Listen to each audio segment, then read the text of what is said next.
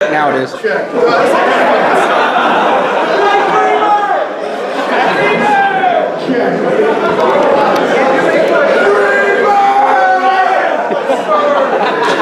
Yes, yeah, okay. Check, check. Oh, yeah, yeah. How the hell are y'all doing? Good. Well, thank you for coming out for the second annual USO show. Thank you, appreciate it. I want to thank Jody, volunteers for the USO, for putting this shit on for us.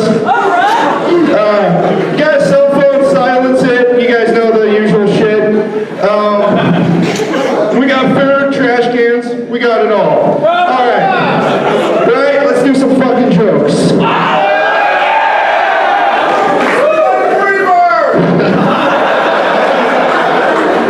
This is gonna be a great fucking show, I can already tell you. So I had phone sex the other day. Fuck yeah! And now my asshole hurts and my phone smells like shit.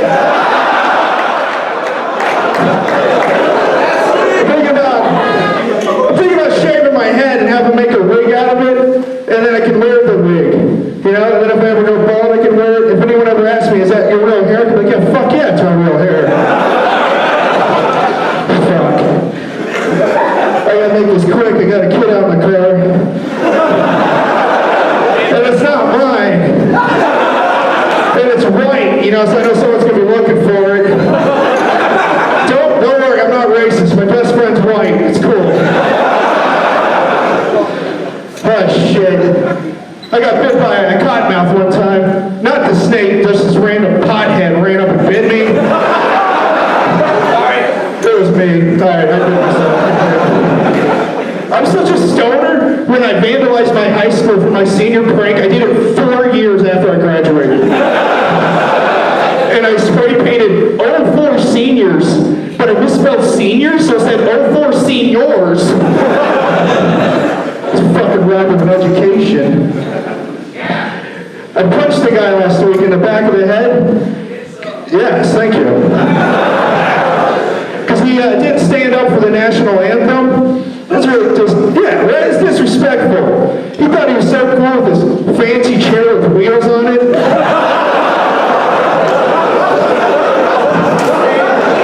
Punched a handicapped person. My brother works for Amazon. I'm not sure what his job title is, but it requires him to drive a bulldozer through the rainforest all day. So I told that joke to tell this joke. The joke sucks, but there's a story with it. I said that joke at this kombucha bar with all these hippies, and they all started booing me. Like the whole fucking place. They were like, oh, how can you say that, man? What the fuck? Man, my dad's a tree, man. And I looked at all these dirty hippies, I was like, God damn it, I'm so glad none of your kids are fucking vaccinated.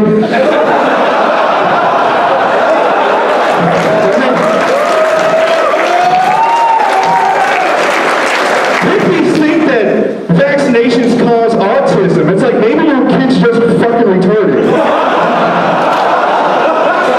Maybe it's retarded because it's like homeschooled by crystals and shit. Maybe he can't concentrate on its studies because it has like scarlet fever and whooping cough. Fucking hippies. Alright. So first comic up is Seth. I think some of you guys know him. Right. Yeah, he's an MP, which means you can hate him. Alright, so let's give it up for Seth.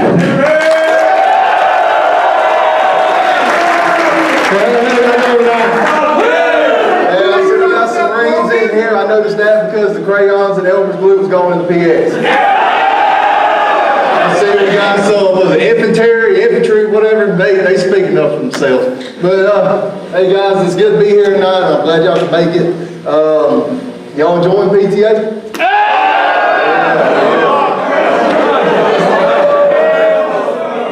So, yeah, my name's Seth. Look, I ain't been doing this too long, but I ain't too funny, so you got to bear with me.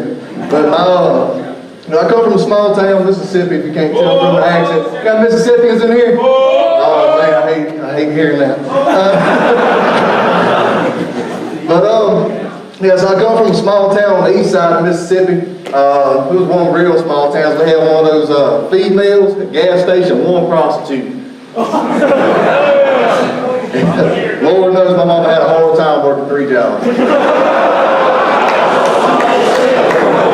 So I grew up in that kind of lifestyle, and I got out. I wanted to be a pastor for a little bit. I preached for a little while, and I was horrible at it. I'm Jewish, so can you imagine giving back 10% of your money to the guy who calls you one of the chosen people? It's outrageous. But I ended up preaching for a little while. I was horrible at it. This little Easter kids knew it. I went to foyer one day, and after this little boy, I looked at him. I said, "Little Igor, we've been looking at this plaque." He said, "Well, I was wondering what it was for." I told him it's for all the servicemen and women that's passed away that belong to the church. And he got real quiet, got real confused, and he just looked around, looked up, and said, "Well, which one, brother? 7, 1, or 8?" Yeah, I didn't get that one. Basically, I was a long-winded ass pastor. So, I also used to be a stripper. Every man's dream, right? Can't tell us by now, but back then I used to be. I was a guy named White Lightning. Yeah, I ain't got a punchline of that joke. I just want to tell you all about my family issues. So, growing up back home, we had one of these horrible school systems. We didn't have a very good learning base. Everything was pretty much done self-paced at your own pace and distance or what have you. And, I did have a good time. I got to have sex with my teacher. Oh, don't get too excited. My buddies thought I was gross because I was homeschooled.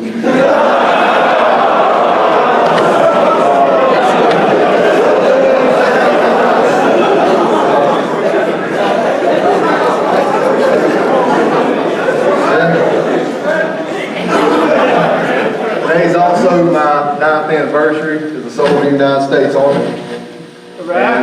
Yeah, see what kind of applause I get for that one? But I came in 9 years ago, and I decided to start doing the stand-up thing because I figured my career just went to shit. Still a specialist, and I wasn't good at the Army. See how good I do at this. But guys, you got a lot of good comments coming up tonight. You ever seen Jay and Silent Bob? Well, he went bankrupt and started doing stand-up. He just wanted to open up for me. Oh, goodness. But you really got a good group of guys. Like I said, I thank everyone you for coming here and supporting us. Thank you for what you do. That's all the time I got. That's all I got. Have a good night. Thank you.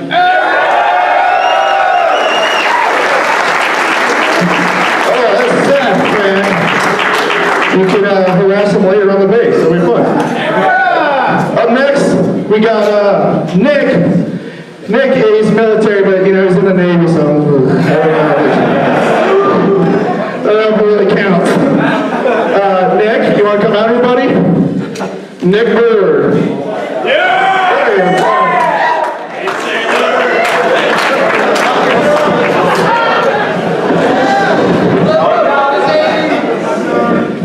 When I first joined the Navy, I was really afraid that everyone was going to think I was gay. And then I got onto my ship, and I'm like, oh my god, this is totally true.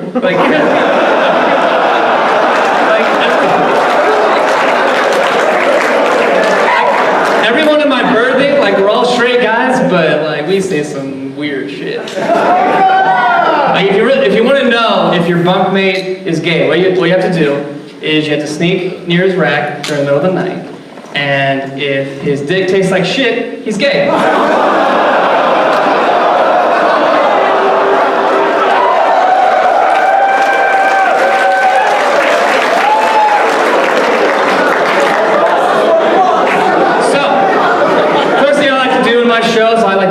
Crowd work. So whenever I point at the crowd like this, everyone's gonna go, yeah! You guys ready? Yeah! You guys want to party like it's 2016?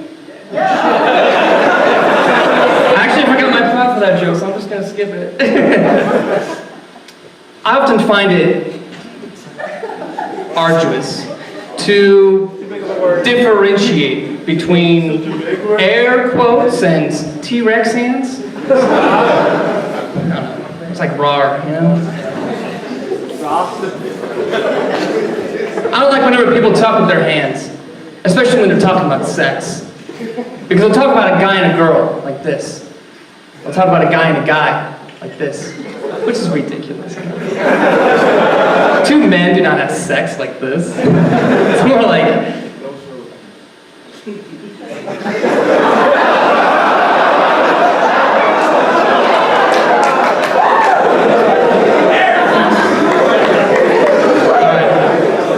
Let's use this thing.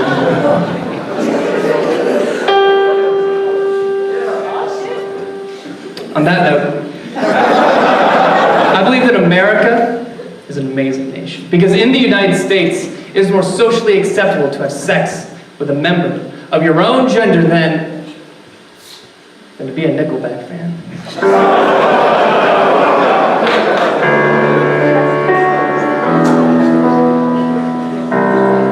That makes me proud to be an American. So. I love living in Oahu. I love that we have so many theme parks there. Not the kind with roller coaster rides and cotton candy, just a regular park. The theme is homeless people.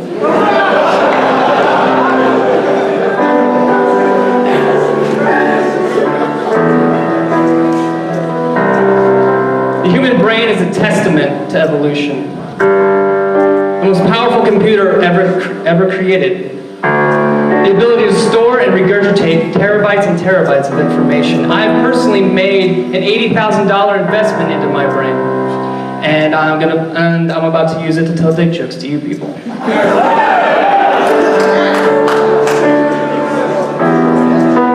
I'm not a man who has a large penis, but I identify as a man who has a large penis.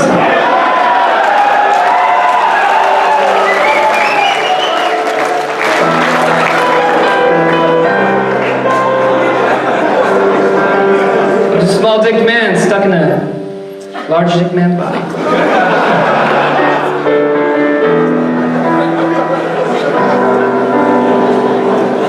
When I was 8 years old, I remember playing in my room. I was playing with some toys. And out of the corner of my eye, this bright flash of light blinded me. And when it subsided, there was this machine where my dresser had once been. And this man steps out of the machine. He says to me, "Nick, I am you, but from the future." Wow, me from the future? So what do I turn out to be in the future? And he looks at me and he says, "Pedophile."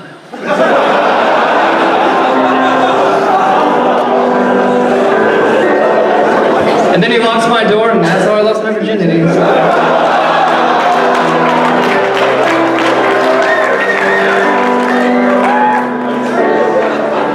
You did not see that one coming.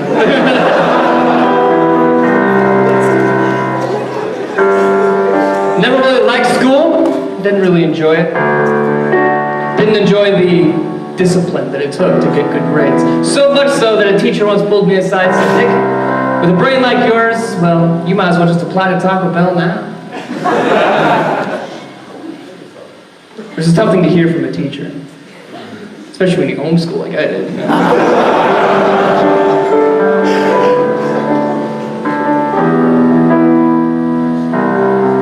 Eventually I went to high school and got my first job. I worked at a call center for a gambling addiction. We were the most popular gambling addiction hotline in all the Midwest, because we had a plan. You see, it cost $1 to call in, but every 20th caller got a prize. So.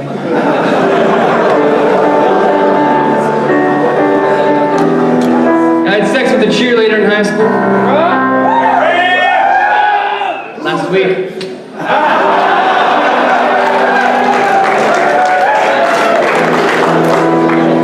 At work, I found this rag. And for some reason, I just had to know what it smelled like. So I put it up to my nose, and I gotta tell you guys, it smelled just like my baby sister. I gave it to my friend, and I said, "Hey man, it smells just like my baby sister." And he smelled it. "Oh, dude, that smells like shit." I said, well, yeah, I mean, she's been dead for...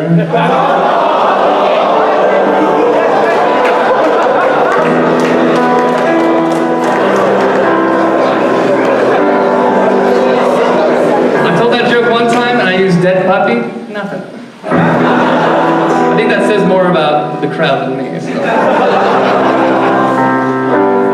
Although I did tell that joke on my ship, and I got called into my CO's office. And he's like, Nick, you can't tell that joke. Like, people are going to get offended. In fact, one of the ladies on the ship reported you because she found that joke very offensive. Because she had an abortion, and so she found that dead baby joke to be inappropriate. I was like, wait a minute, that's totally unfair. How is it that I'm not allowed to make a dead baby joke, but she's allowed to make a dead baby?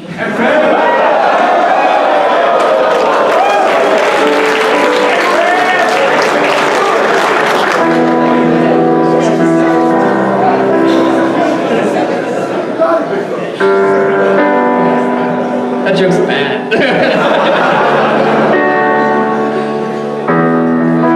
I don't think I can cut it as a woman. I don't think I can handle it. Like, I'm afraid of being sexually assaulted now, like, as a man.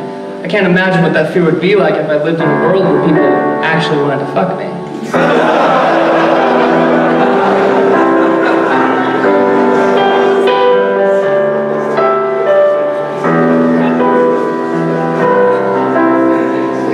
Young lady came up to me after one of my shows. Hi, my name's Jennifer. Which isn't how I usually introduce myself to people, but I was pretty drunk at the time, so. She said, Nick, you are just as cute as a button. Well, only to find out, people don't fuck buttons, so.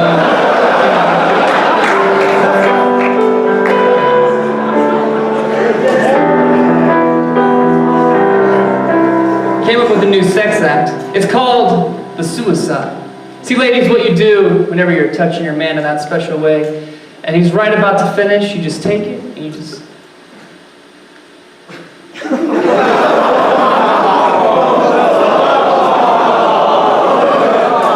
And you're wondering, Nick, how'd you figure out that joke? Completely by accident.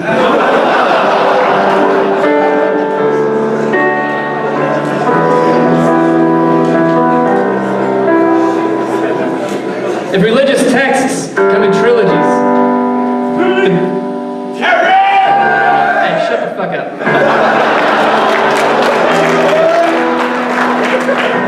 Religious texts come in trilogies, the Torah being the first, the New Testament being the second, and the Quran being the third. Then the Book of Mormon would be like fan fiction or something.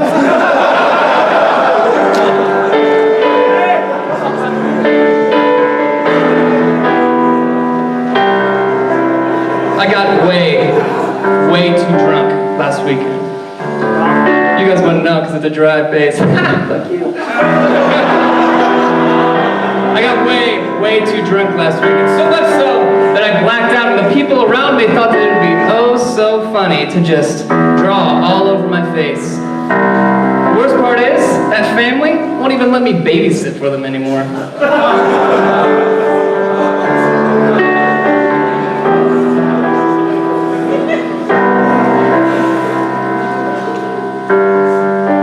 My grandfather, see, I'm not willing to say that he was racist against people of color, but what I am willing to say is this.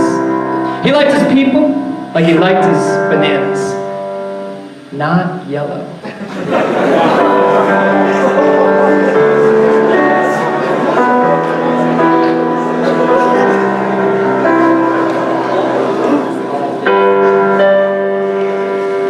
I was dating this girl, and I didn't like it. I had to break it off with her because she kept talking about her sex lives to all of her friends. She went around and she told everyone that I had like a black dick, which is a messed up thing to say, especially when it pertains to someone like me who's had such terrible luck with frostbite.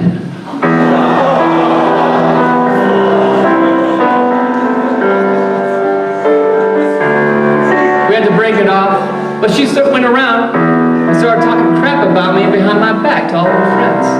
Oh my god, Nick is such a weirdo. He tells all those weird jokes and everything. Plus, I'm pretty sure he's like obsessed with me or something. I was like, whoa. And we need to talk about this. We need to have a one-on-one, face-to-face conversation if you're gonna start spreading lies about me, all right? We need to talk about this. So I crawled out from underneath her bed. And then she started freaking out. Like, no reason. This is so us, you know?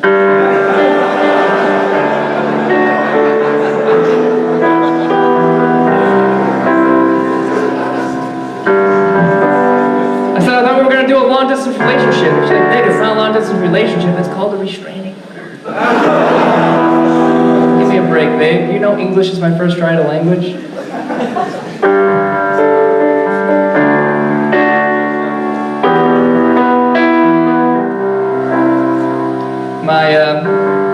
My father's the one who really got me into doing public speaking and all that. He said to me once, Nick, if you want to be a truly talented public speaker, if you want to be really good, you're going to have to increase your vocabulary. I said, please, I have an ample vocabulary. He said, oh yeah? You have an ample vocabulary?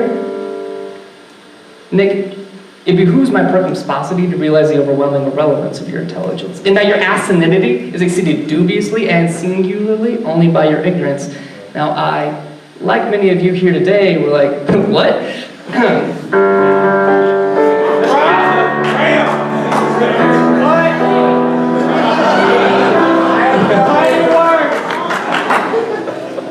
Because you see, my father is a wordsmith. He creates with words the way of artists, with paint and canvas. His diction is impeccable, his timing critiqued to its finest, and his vocabulary is not large, it's voluptuous. While mine, in comparison to his, is shitty. That's what it's. It's like not as gooder. You know what? I'm going to end on that one. Thank you for your time.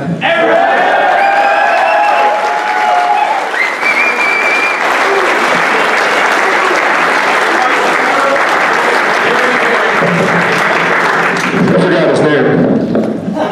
Nick, let's give it up for Nick.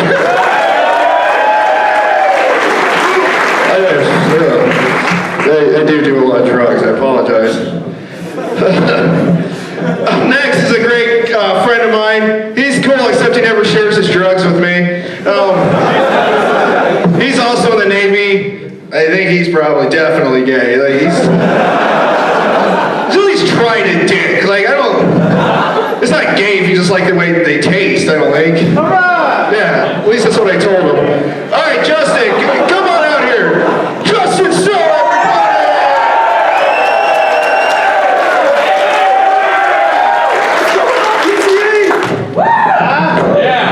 Jeez. How's everyone doing tonight? What's going on, PTA? Oh man, big round of applause for Bryan. He was awesome, right? Yeah, Bryan's great. It's nice to see that he's still staying busy since those Geico commercials dried up in the early 2000s, right? Also, big round of applause for your Command Master Sergeant, Tom Campbell. None of this would be possible without him. Yeah, right on. Yeah, Tom's awesome. You know, I was having a talk with him earlier today, and he was telling me, I was asking, like, what kind of things do you guys do over here at PTA? He told me that they're working on this, like, top secret military technology right now, working on some time travel thing. At least, I don't know how else you explain how someone like that wears fucking overalls. It's like 1890 up in this motherfucker right now or something. Yeah, so, yeah, it's great to be here. It looks like I got a bunch of stone cold killers in the house. That's what I'm talking about. I myself was in the Navy, the fearless Navy. Lost a couple guys in deployment there. Mostly because they missed their moms and failed drug tests and shit like that, you know.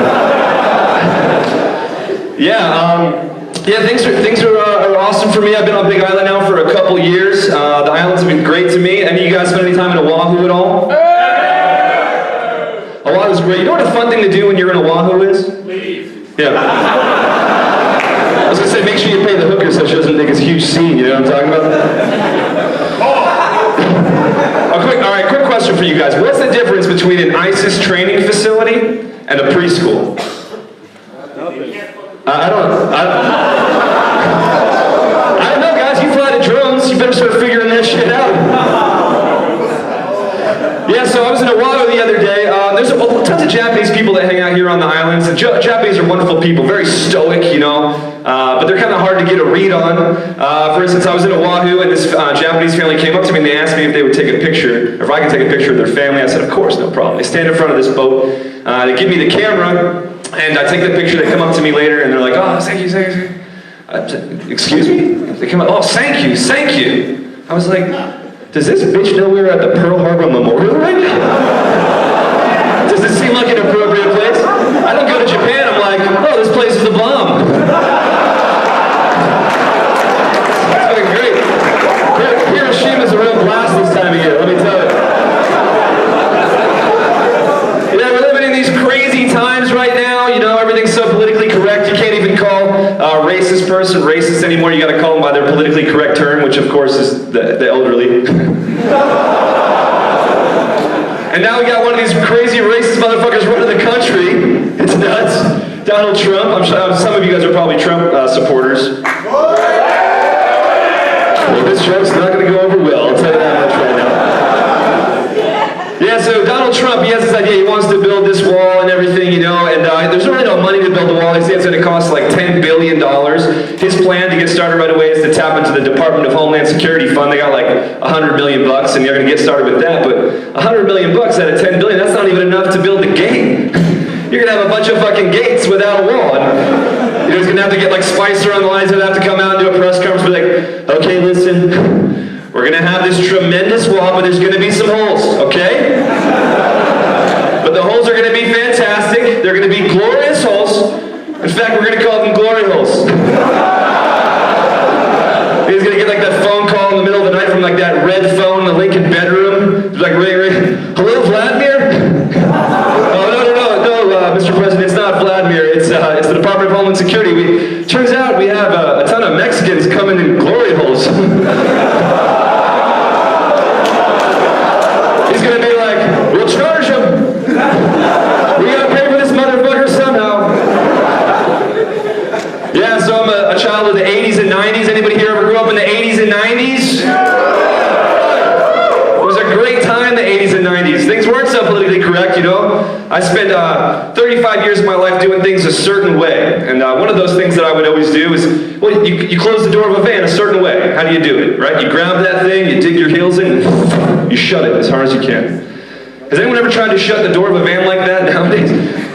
People freak out. They start screaming like, it's automatic! It's automatic! But I just can't seem to learn, you know. My heels are dug in, my knuckles are white, fucking... The only thing I can hear is the sound of that like electric motor just whining, holding me back. Jesus. I just can't seem to learn, you know. It still takes me way too long to realize, like, hey man, you're significantly fucking up somebody's car right now. Yeah, you know, and yeah, words cannot describe how stupid you feel if you do that 2 times in one day. I'm over at the airport making like a huge asshole of myself. Fucking Uber, god damn it. But yeah, 80s and 90s, I used to watch this awesome show when I was a kid. I'd race home from school. Put your hands together if you ever heard the show. Anybody here fans of MacGyver? Yeah.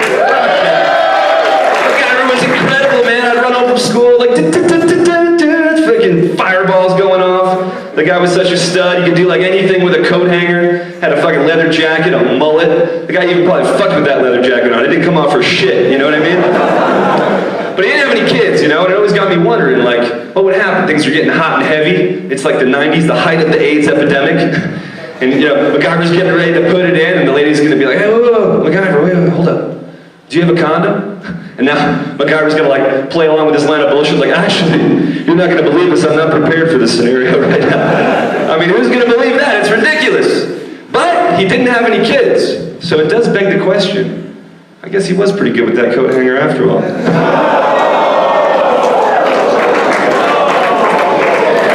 Let me ask you guys a question really fast.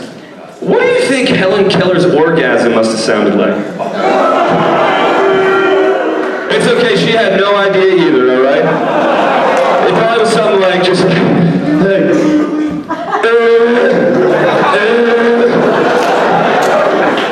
I'm gonna wait till it gets quiet for a second. And then I'm going to use that silence as a fitting tribute to the late great Helen Keller. Yeah, so man, I had this girlfriend. She's dumped my ass. It sucked. beautiful chick. One of the hardest things about dating beautiful girls, you know, you go out to the bar with them, you step away from the bathroom for a second, what happens?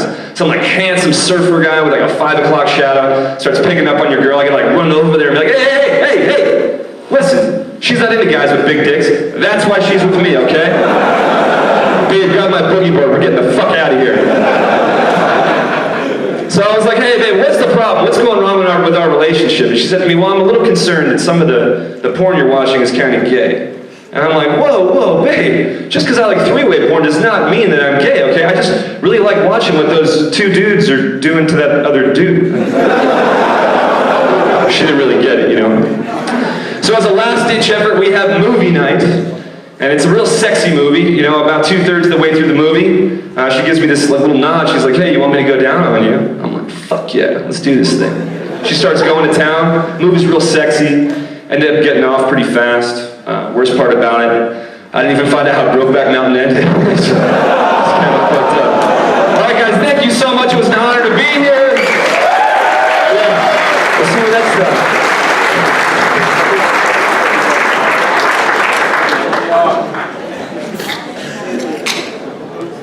Justin Snow, everybody. He's not bad for a dumb fuck alley. He's alright. Up next is a good friend of mine, Kevin Hobbs. He's a real comedian. We were doing an open mic a while ago, and he went to the bathroom, and we kind of been drinking, and he pissed himself. Or he claims it was an accident, but he had piss going all down his fucking leg. And he called me to the side, he's like, dude, what should I do? Should I go home? I was like, no, you should get the fuck up there on stage and fucking rock it. And he did. So I'm really proud of him for pissing himself and still doing stand-up. He promised me to quit telling that story, but I was like, I'm never gonna quit telling that story, dude. All right, so let's give it up for our fucking Kevin Hobbs.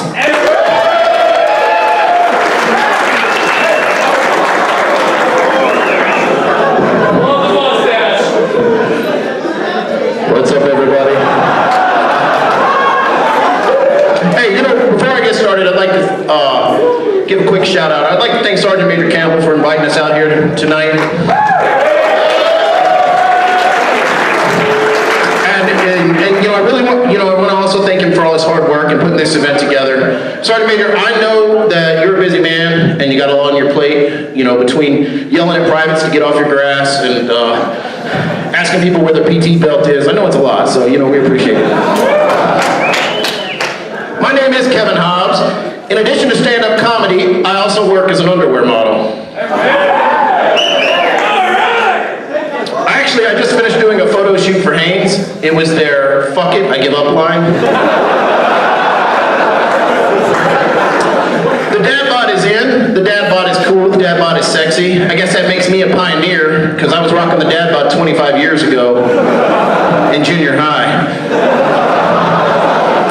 I've graduated now, I've moved on to the creepy divorced alcoholic uncle who smells funny and your parents are careful to never leave you alone with, but nobody in the family will say why bod. Just wait, it's gonna catch on, it'll be a thing. You know, I read somewhere that the more weight you gain, the smaller your penis becomes. If I get any fatter, I'm having an innie instead of an outie.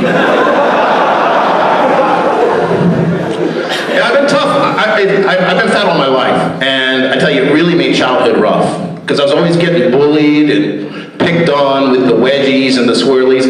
I don't think that's the way an imaginary friend's supposed to act. I just wasn't very popular, and I had zero game. I had no game at all. I got rejected by the neighborhood pedophile. Other kids were getting put in his van, and I got put in his friend zone. Apparently, even perverts have standards. Look, I'm not saying that I wanted a 70-year-old man to molest me. I'm just saying it would have been nice to have been asked, you know? That's depressing. You know, it is depressing, but I try not to let it get me down. Whenever I am feeling down, I got something I do to kind of help cheer me up.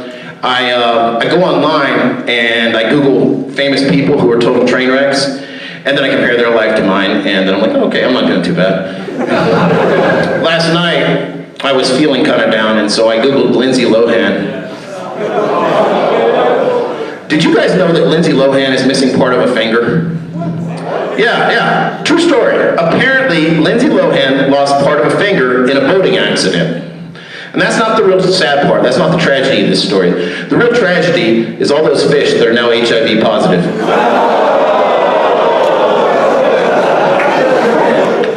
You guys like that one? You can't tell by looking at me now, but I used to be in the Army. Okay, full disclosure, you couldn't tell then either. Yeah, when I was in basic training, the drill sergeants all used to call me Private Muffin Top. It's tough. When my parents told their friends that I joined the military, everybody just assumed they were talking about the Coast Guard. I had my, I was not a very good soldier. Basic soldiering skills escaped me. Like, I tried real hard, but I just couldn't get the hang of it. Like land nav. We go out in the middle of the field to do land nav, and I always failed. No matter where we went on the map, or what my points were, somehow I always found my way back to the chow hall. Yeah. When I was in the Army, I had my own special rank. It was never, come here, Private Hobbs, or hey, Specialist Hobbs. It was always, fucking Hobbs! When I was in Afghanistan, I used to help out with Sunday chapel service, and even the chaplain would be like, and now, fucking Hobbs will lead us in prayer. That's tough. So I'm a dad. I've got a 14-year-old boy, a 3-year-old boy, and an 11-month-old baby girl. Thank you. Oh well, 2 out of 3 ain't bad. I like my babies like I like my martinis, shaken. I'm kidding. Martinis are disgusting. Okay, I like my babies like I like my laundry, taken care of by my wife.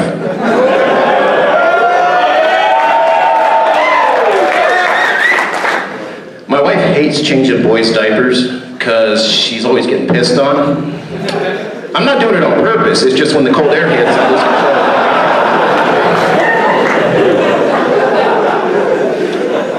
My 3-year-old, he loves to pick and eat boogers. We're trying to put a stop to it because it's disgusting. And plus, I really can't breathe with his fingers up my nose. He wants so much to be a big boy. He's always trying to be a big boy. Like, yesterday he told me he wanted to drive home. He's like, I big boy, I drive, I big boy. And I'd had a couple of drinks, so I let him. Proudest moment of my life, 3 years old, he's already a better driver than his mother.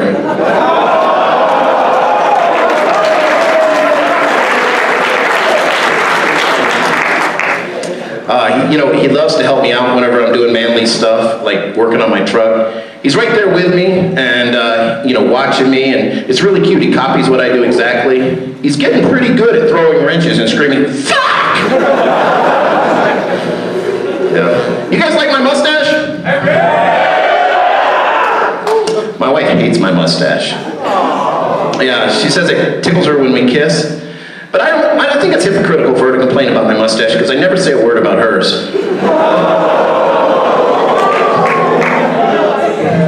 Yeah. Last week my wife gave me roadhead for the first time. And it was awesome. Only problem was she kept swerving off the road. I think maybe I might not be doing something right, I don't know. What do we got here? What do we got, Army? Where you at, Army? We got any Marines? Come on, Marines, sound off like you got a pair. There's a lot of shit talking that goes on between the Army and the Marines, and it's just, friendly rivalry. Because at the end of the day, we're all united. Because we can all agree on one thing. Fuck the Air Force.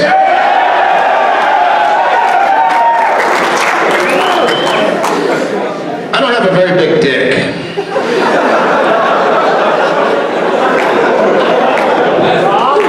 But what I do have that my wife absolutely loves, it drives her crazy, is that I have the ability to go for a really long time without sex.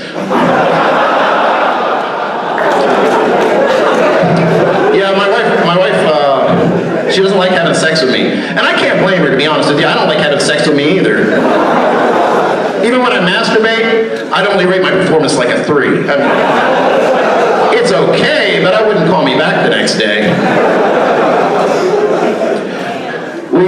We discussed the possibility of me maybe taking a mistress, but my wife said no. And I was like, oh, you don't want to share me, huh?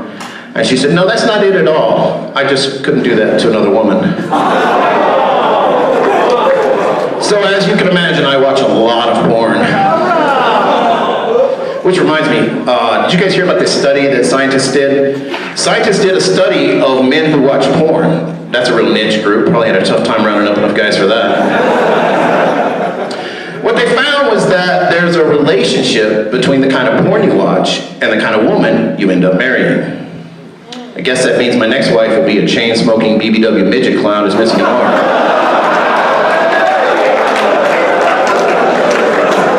I have very specific tastes.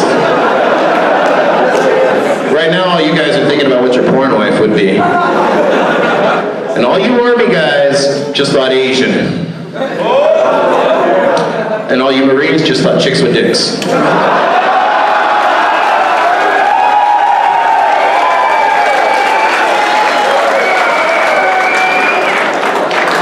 I'm totally getting my ass kicked after the show. We actually did have sex last night. And it was really intense. Thanks, I needed that. It was really intense. We're going at it, and I was so aroused that I experienced something I'd never experienced before. I actually hit a wall.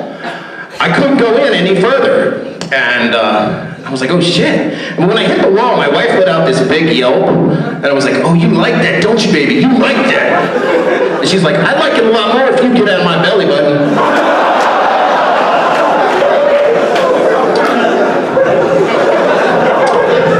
All right, one more story, and then I'm out of here. I want to tell you guys a quick story about my basic training experience.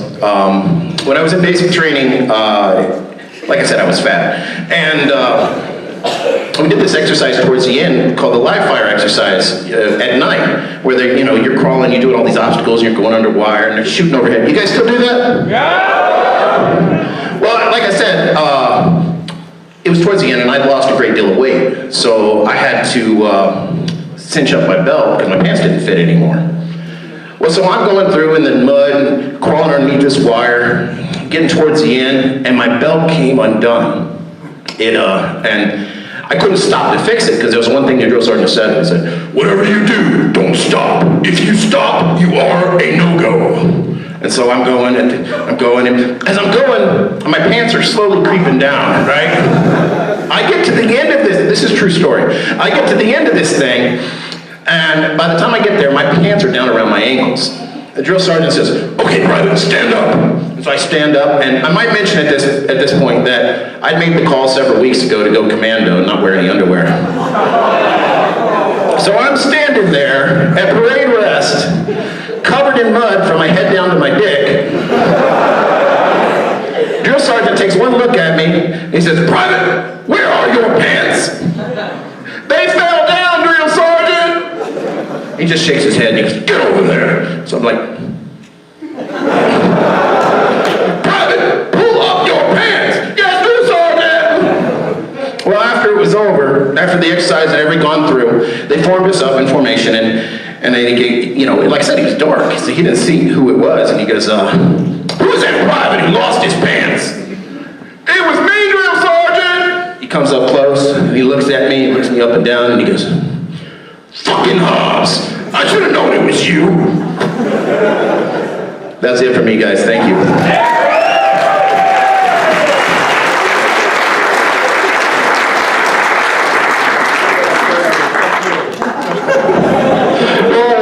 Between us. Up next is Cool Hand Luke. He's a comic from Maui, former Marine. So give it for Luke. Come on, Luke, come on out here. All right, here he is. Good evening, Marines. Everybody else, hello. So I'm celebrating my 35th birthday today. But more importantly, currently I'm celebrating 2,124 days since I got out of the Corps. Every day is a celebration when you don't get drug tested. I served 10 years and 4 months honorably. And for 10 years and 4 months, I didn't do any drugs. But now I do any drugs. I joined the Marine Corps from Maui, so of course I got stationed in North Carolina. And one of my first roommates was a black guy from the South, and I would speak small kind pidgin with him, and he would speak in like Southern slang to me. He taught me that shrimp was pronounced scrimp. Strawberries was pronounced strawberries. He even liked to put a R in the word negotiate right after the G, but he said I couldn't say that word.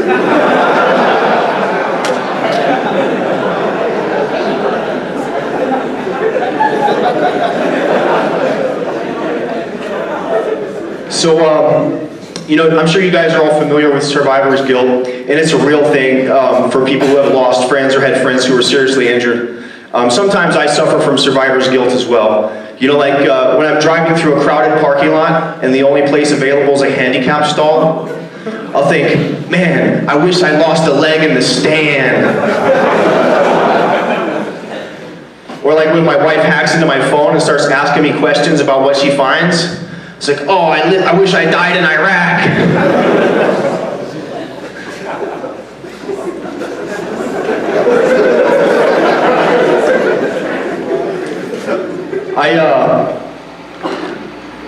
Here in Hawaii, we have the plastic bag ban. It was just introduced on Oahu, but it's been on Maui and the Big Island for some years. I like the ban personally. I like to use reusable grocery bags. I like my reusable grocery bags to say a little something about myself. I like my bag from the health food store that tells people I care about my body as well as the environment. I like my bag from like Thailand or the Philippines that tells people, I'm a little bit cultured, well-traveled, right? But I don't like my bag from Walmart because I don't want people to know that I'm white trash.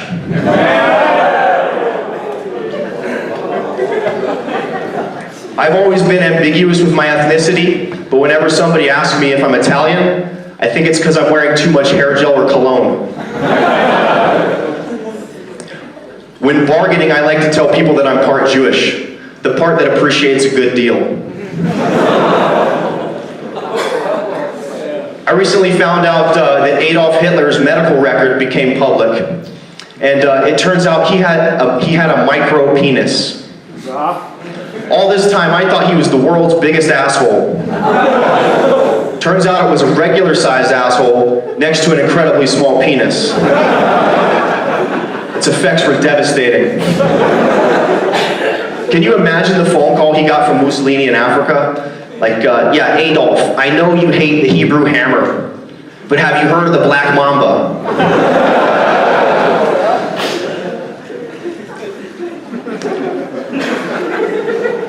I was in a Subway recently, and there was a Mexican couple in front of me, and I thought, is this what I look like at Taco Bell?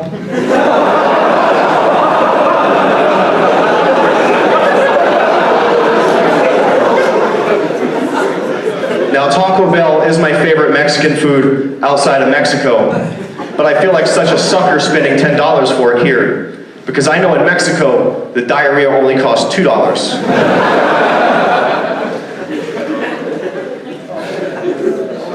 Whenever I hear the phrase, you are what you eat, I think, why are gay men so nice?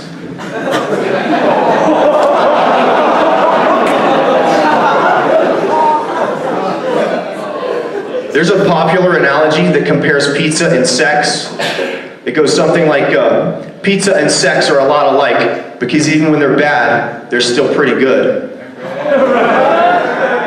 I don't know about you guys, but I never opened a box of pizza and thought, what the fuck is that smell?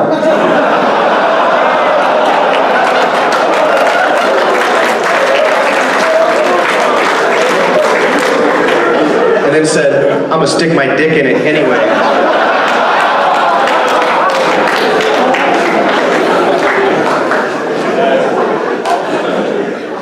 You know, I feel like in today's day and age, the term homophobia is overused. You know, a phobia is an extreme or irrational fear. Like if you're arachnophobic, you'll completely freak out if you see a spider. Or like if you're hemophobic, you'll lose your mind at the sight of blood. But to be homophobic, all you have to do is say something that offends a woman with a gay best friend.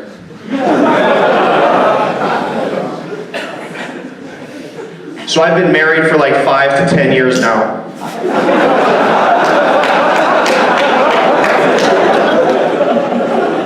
And I recently had a baby. Well, not me, but I'm a guy, so I like to take credit for things that I didn't really do. But it's actually my second child with my wife. And you know, a lot of people say children are like STDs. And I agree with this, which is why it's important to stay with the person you got them from. Nobody else wants to deal with that shit.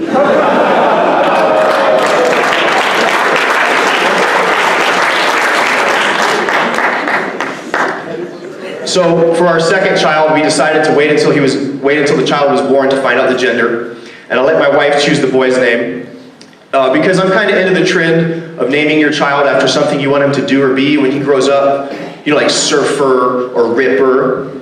But I'm a little bit safety conscious, so I probably would have went with helmet or condom.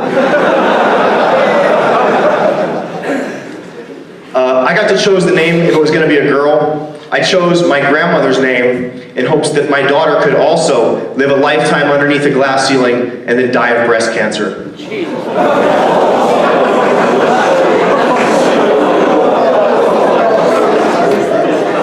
It was my grandmother's dying wish that you guys would laugh at that joke. But don't feel bad for her. She spent her final days in the family home surrounded by loved ones doing what she loved, asking her sons to not smoke in the house.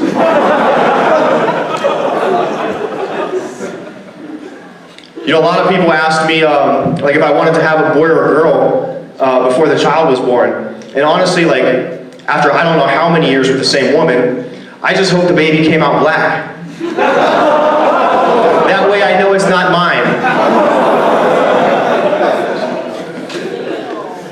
No, our first son, we found out his sex before he was born, and my wife chose the name for him. She chose a Hispanic name to reflect that part of her culture. But he came out with white skin.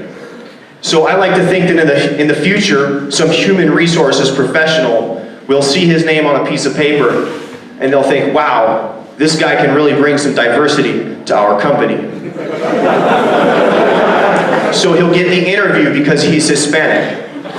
But they'll meet him and they'll see he's white, and they'll give him the job.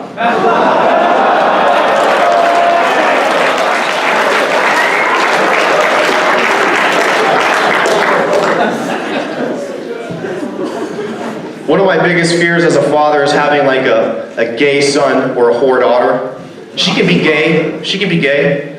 Honestly, I don't even mind if my wife came out as gay. Figure with 2 women at the house, they might actually get something done.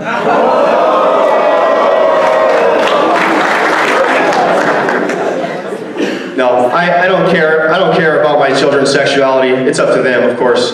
But I just hope for my children the same thing I hope for myself. You know, I hope they never smoke crack. But that's not enough anymore, so I also hope they don't smoke meth.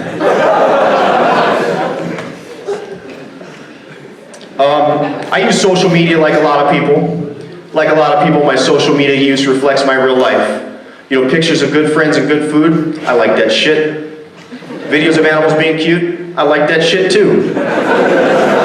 Pictures of women on the beach in their new bikinis, well, I'm married, so I can't like it, but I appreciate it.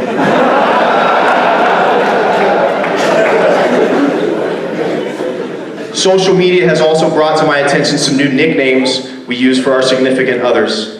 Names like Maine or Bae. They're both incredibly annoying, but they're also very honest.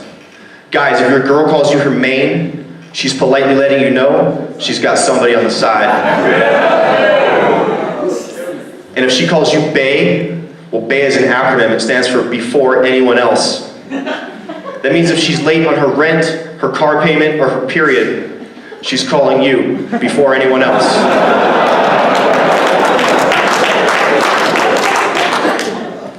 You know, I noticed some new tattoo ideas through social media. There's like the side boob tattoo or the under boob tat. The under boob tattoo is especially practical because when you're young and perky and proud of that ink, it's on display for everybody to see. But as you grow older and more ashamed of it, the body begins to cover it up.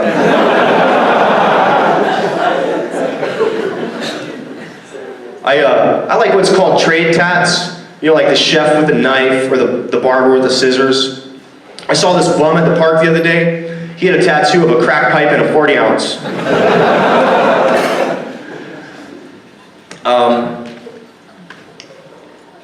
You know, growing up, I listened to a lot of hip-hop music, and one of the first songs one of the first rap diss tracks I ever heard was Dr. Dre's "Fuck with Dre Day." And it was a rap diss on Eazy-E. And I had to choose sides, so I chose Dr. Dre, because he was rolling with Snoop. But looking back, I'm pretty sure Dr. Dre won that rap battle. I mean, Dr. Dre is rap's first billionaire. And Eazy-E, well, Eazy-E died of AIDS. At best, I can hope he got that from a chick. No homophobia. I'm sure some of you guys know this, but when buying crack, $1 of crack actually costs $100. $2 of crack actually costs $200. But when a crackhead offers you a $3 blowjob, still just $3. If you're wondering how many $3 blowjobs it takes to get $2 worth of crack, 66.6. Now, I'm not a particularly religious person, but anybody who gives another person 0.6 blowjobs should go to hell.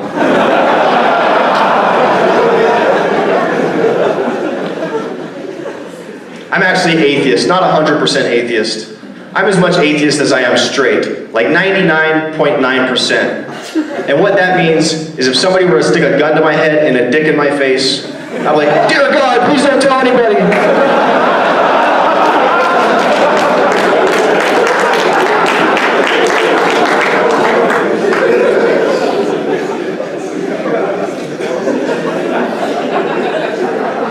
I know I got a strange outlook on life. It's been this way my whole life. I appreciate you guys listening. When I was in intermediate school, when I was in 7th grade, I had a friend. He took the virginity of both of his stepsisters. And I remember thinking, man, I hope my parents get a divorce. Thank you guys. I'm Cool Hand Luke. Have a good night.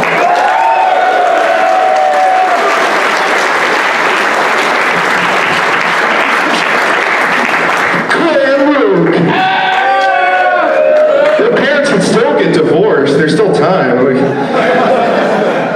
Up next is Wong. He is in the Army Reserve. Another guy. It's cool. He kicks rocks and eats crayons. Give it up for Wong.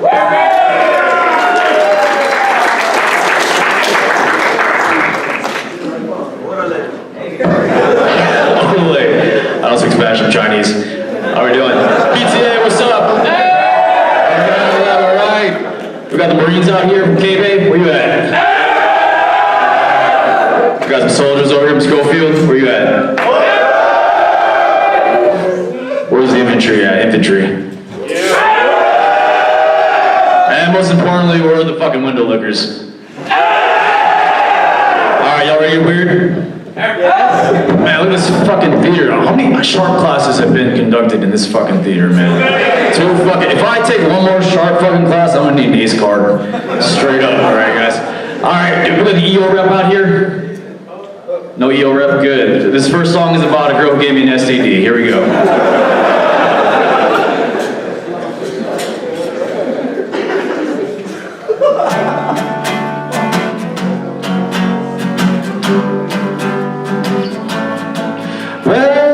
This morning and I realized the girl lying next to me had changed into a zombie. And I woke up this morning and I realized that sleeping with the girl is never fun when she's a zombie. And I can't explain the way I feel when she says and I can't can't explain the way I feel when she asks for brains. But I woke up this morning and I really tried to fix my zombie baby a hefty balanced breakfast, and I realized this morning I should have tried to fix her something different, cause she tried to chew on my dick. And I can't explain the way I feel when she says and I can't explain the way I feel when she asks for brains. But she tries to keep my heart close by eating it,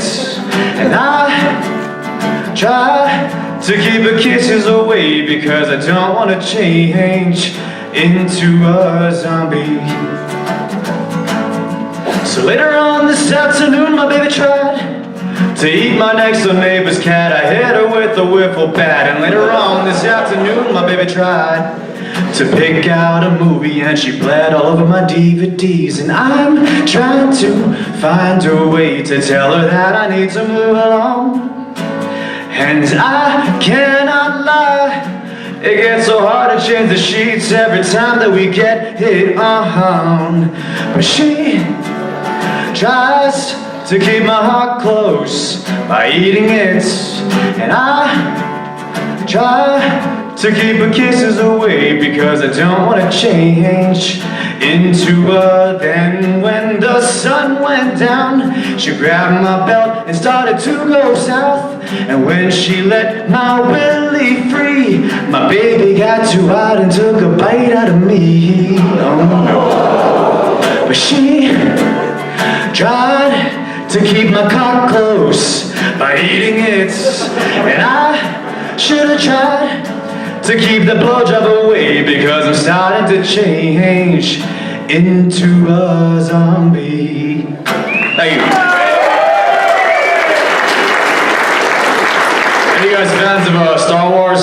Yeah! Fuck yes, there's always one, just like the guy who's got a Monster Energy drink tattoo on his back. Alright, this next song is called Star Wars Nerd. You got one? There's one. Oh shit, you got one. This song's called Star Wars Nerd.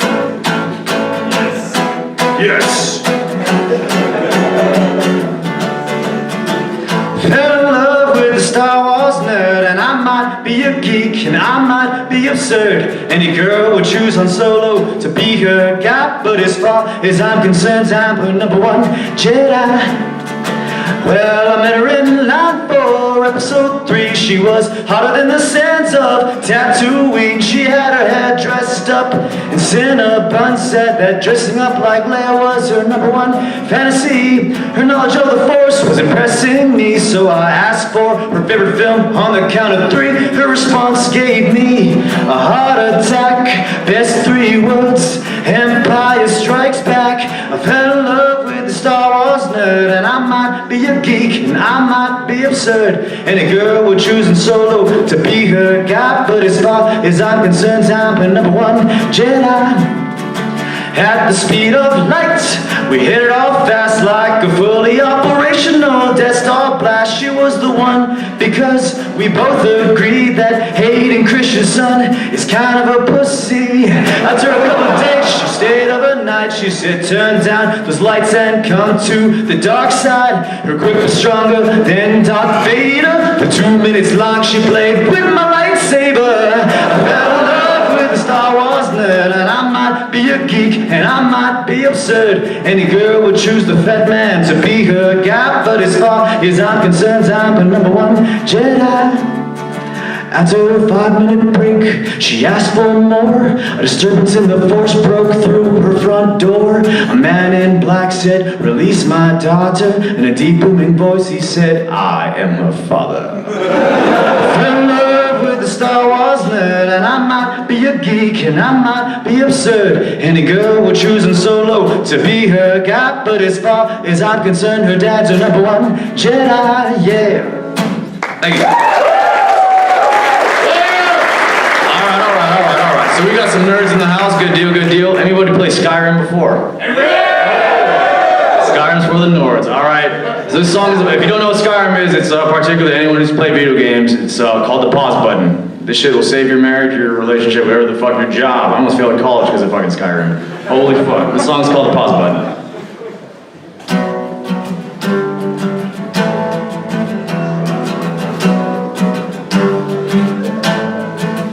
Thank the gods once again for the pause button. 'Cause it's Monday and I still need to take out the trash. God forbid my girlfriend find a full bag of trash. Oh no. Fool's Row.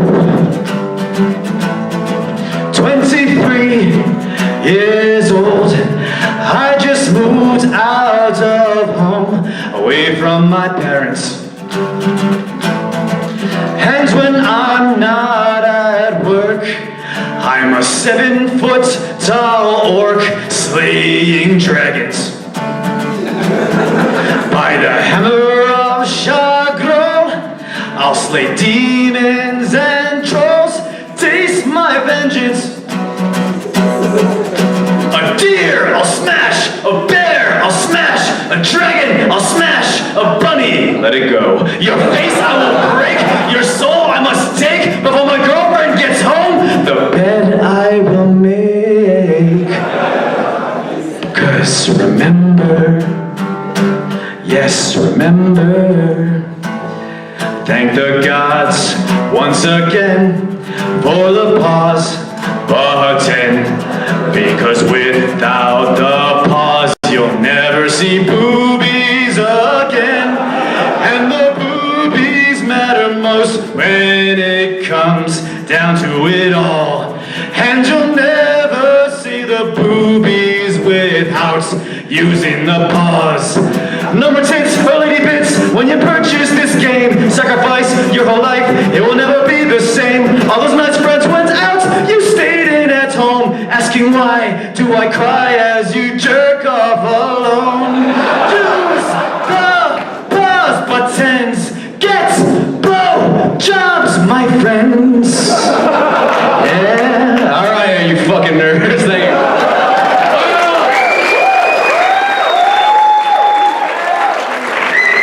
So I'm not gonna lie, I fucked up. I booked the wrong gig. I didn't realize it was a comedy tour. I was expecting this to be a Foo Fighters fucking cover band song. So I only know one song, so I expected to play fucking Everlong 4 times over, but we lucked out. I got some material in my pocket. But that's it. This next song is about a classic 80s game. Spoiler alert, it's called Pac-Man song. Do you know who that is? You're fucked. But anyway, here we go. Are you sure this song is not brought to you by John Mayer? The guy's a fag, alright. Welcome to the world as you said to me. No.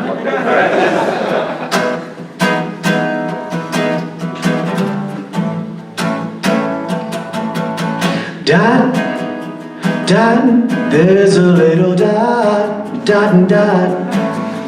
I'm gonna eat some dots, followed by more dots, dot and dots. Dot, dot, dot, dot, dot, dot, there's a little dot, dot and dot. I'm gonna eat those dots, followed by more dots. Cherry, cherry, there's a fucking cherry, cherry. I'm gonna eat the cherry, followed by more dots.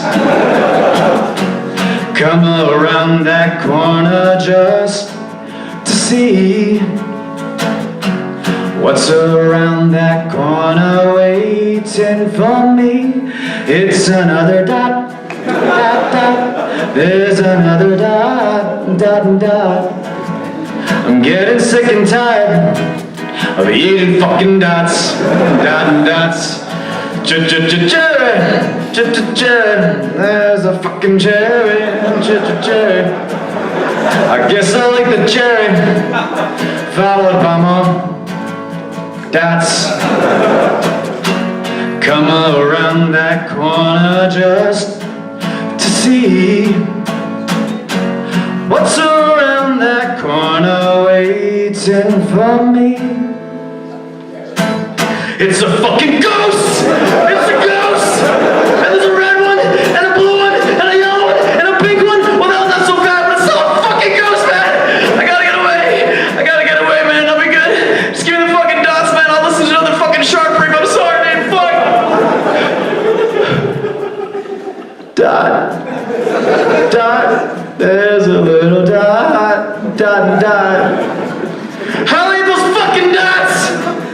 Just no more fucking ghosts. Ghosts. Died. Fuck John Mayer. Thank you.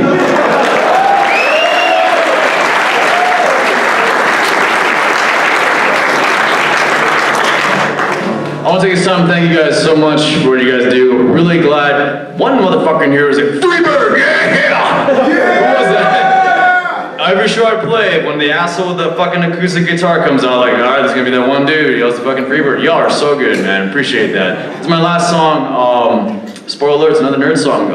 Through the perspective of a dude who was in love with a gal, and his Italian boyfriend sweeps in, jumps on him, throws him around, grabs him by the tail, fucks it up for the dude who wants the gal. The song's called Bowser's Song.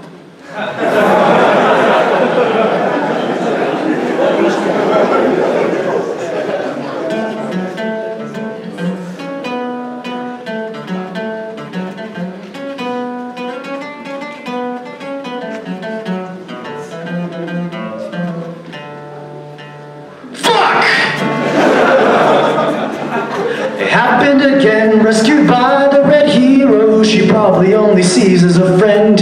Why'd she fall for a guy who's 4 feet tall? Whose bright idea was it to put a fucking flower in a box so he could pick it up and torch me? Who put the hammer on the bridge which he used to break that shit and put me through surgery? That shit better stop, I'ma fuck that plumber up. Oh, for once just choose me, peach, and I'll try to teach myself to love you right. Just use the Mushroom Kingdom tonight. Fuck! It happened again right when I started to think this time I actually had a decent plan. Exploding pop bombs and them feisty chained up chomps. And every time that I try, the Koopas get in line and he always seems to find a way to kill them. Exploding bullets that smile, marching Goombas take a while. His Yoshi has a fucked up taste for them. That shit better stop, all my Koopas are fucked up.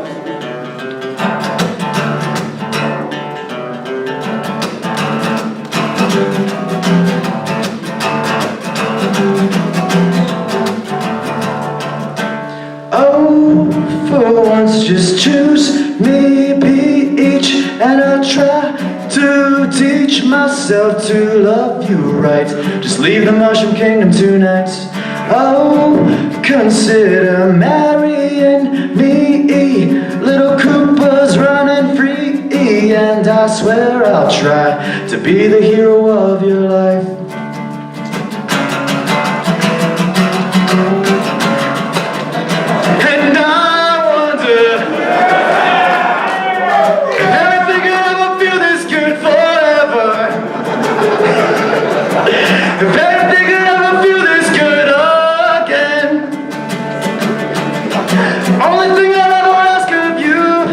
You gotta promise not to stop when I say when. I fucking hate that song. Hey guys and gentlemen, my name is Handsome Harold. Appreciate what you guys do. Thank you for your service and fuck yeah, infantry. Let's do this. Bryan, Rupp.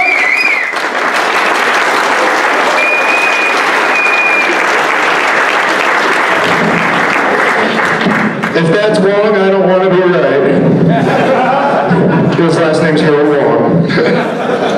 Up next is Allison, comic from the mainland, former Navy. She won San Diego's Funniest Person twice. So let's give it up for Allison.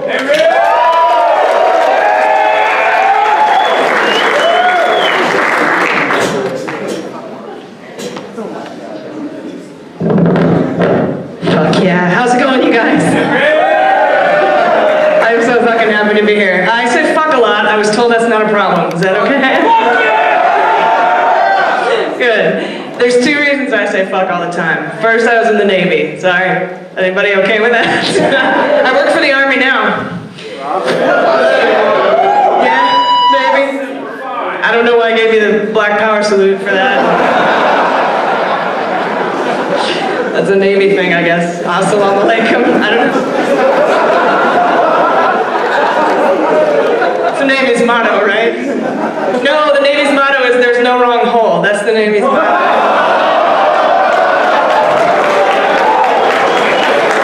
That's why I joined. Come on.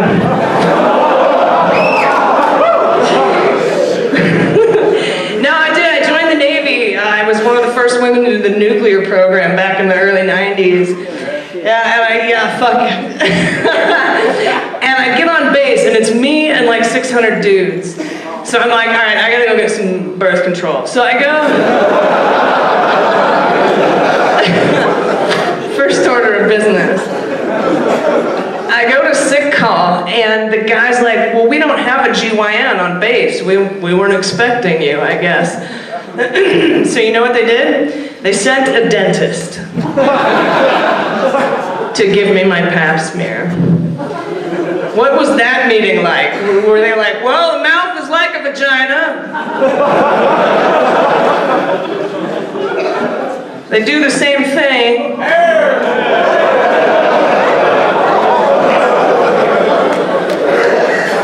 So now my vagina has braces. It's awesome.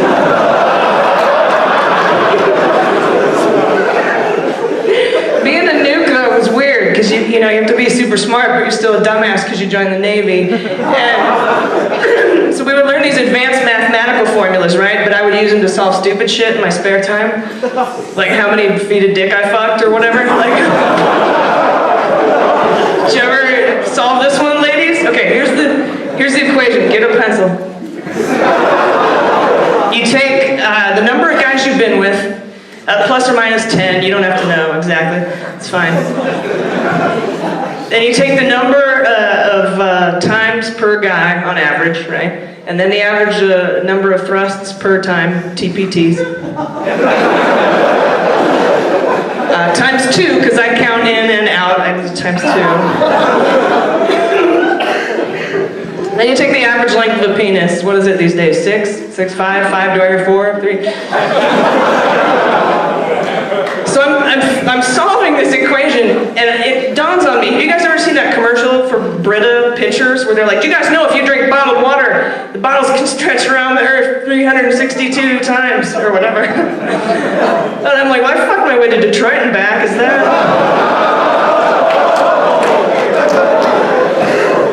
Do I win? I told that joke at Detroit once. I forgot to change the city. They weren't impressed. Number 2 reason I say fuck all the time is I was raised Catholic. Any Catholics in the house? Sweet, Black Power salute. Yeah, being raised Catholic was weird. I had to sign a virginity contract. Anybody else? No? It's alright. My virginity contract was okay. It said I promised not to have vaginal sex. Yeah, I found the 2 loopholes in your shitty contract.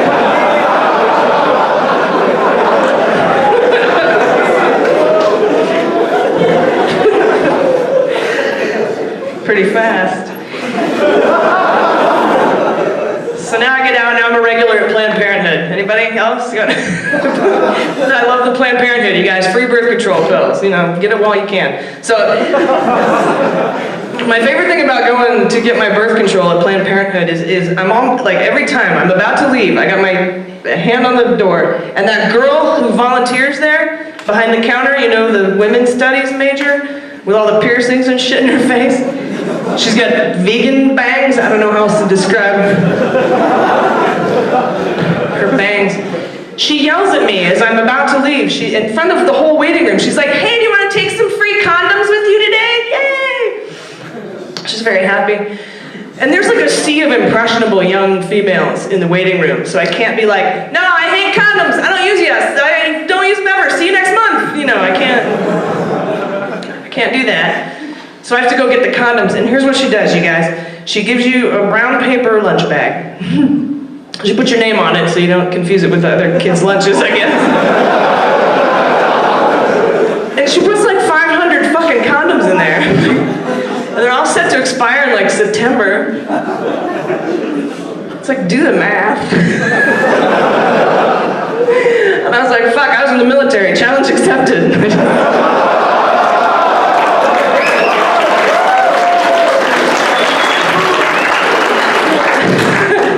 Take them and go. So now I'm on like a weird scavenger hunt through September. That's my pickup line at bars now. I'm like, hey, I got condoms about to expire back at the place. What are you doing?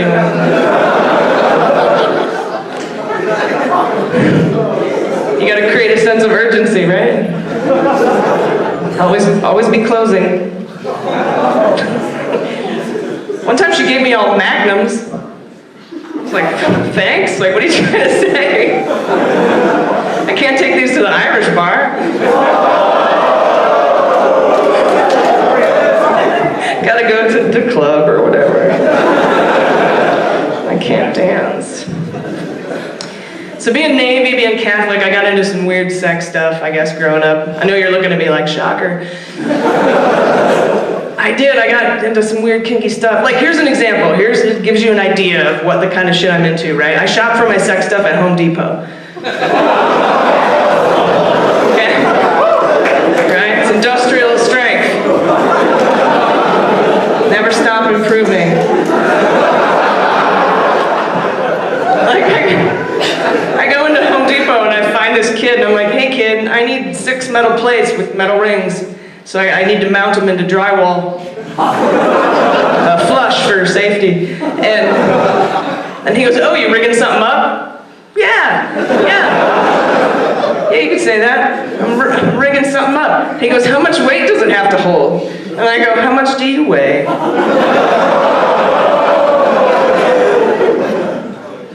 Not right. My other favorite thing to do at Home Depot is ask where the black cock is. They sell black cock at Home Depot. You guys, and I like to find a little white kid like way up on a ladder, so I have to yell it at him like, hey, where's your black cock? Last time I did this, I do it all the time. Yes, I hit different Home Depots. The last time I did this, he yells back at me, he's like, we don't sell black cock anymore, we only sell white cock. You have to mix the color in. But I got all these magnums.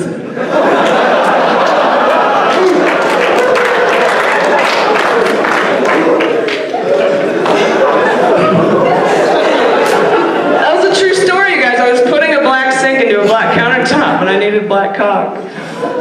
I also needed cock remover. The instructions on cock remover are great. Put cock remover onto old cock. Wait until old cock is soft. Remove old cock with a putty knife and then call the EPA for disposal of old cock. It's my favorite. Yeah, I got into some weird stuff, you guys. There's some stuff I don't like. 69? Stop it. Seriously, nobody likes it. We hate it. It's stupid. It's dumb. Nobody likes to work while you're on vacation. One at a time. Right? It's like I'm laying back and it's like my favorite thing ever. You're going down to me and I'm like, oh, yay! I get to suck your dick now. That's my favorite. And you guys don't even ask. You don't use your words and ask. You just have this patented knee pivot move. And then I got like high-def cock and balls right in my face.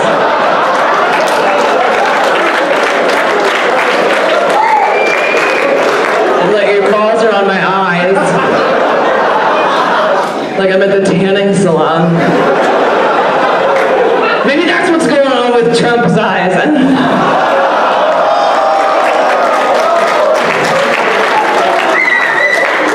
Balls on my eyes. And balls are weird, you guys. Fucking balls are weird. They move by themselves. What's that? It freaks me out. Don't do that. Nobody likes balls. Everybody loves boobies. Hell yeah. And we have a whole month dedicated to them. October, save the boobies. I heart boobies. People wearing shirts, yay boobies. Do you know what month Testicular Cancer Month is? No, you don't, because nobody fucking cares. You get testicular cancer, we're like, let them go. Nobody has like an I Heart Balls shirt with upside down balls for a heart. I do like role-playing games in the bedroom though. Role-playing games are fun. Cowboys and Indians, that's my favorite. He's a cowboy. cowboy, I'm the Indian, right? So he's like, freeze, sucker. And I go, you did not tell me to freeze.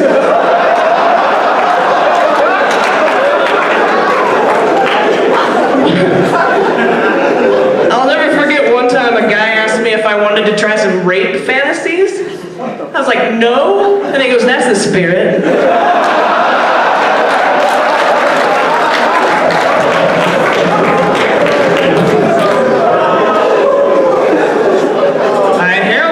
To lend me his guitar, so I'm going to play a song for you before I get out of here. If that's all right with you. This is for the single guys. It's got a lot of advice for you about dating in the world, okay? So if you're not single, pay attention. You probably will be soon. Just keep it up, whatever you do.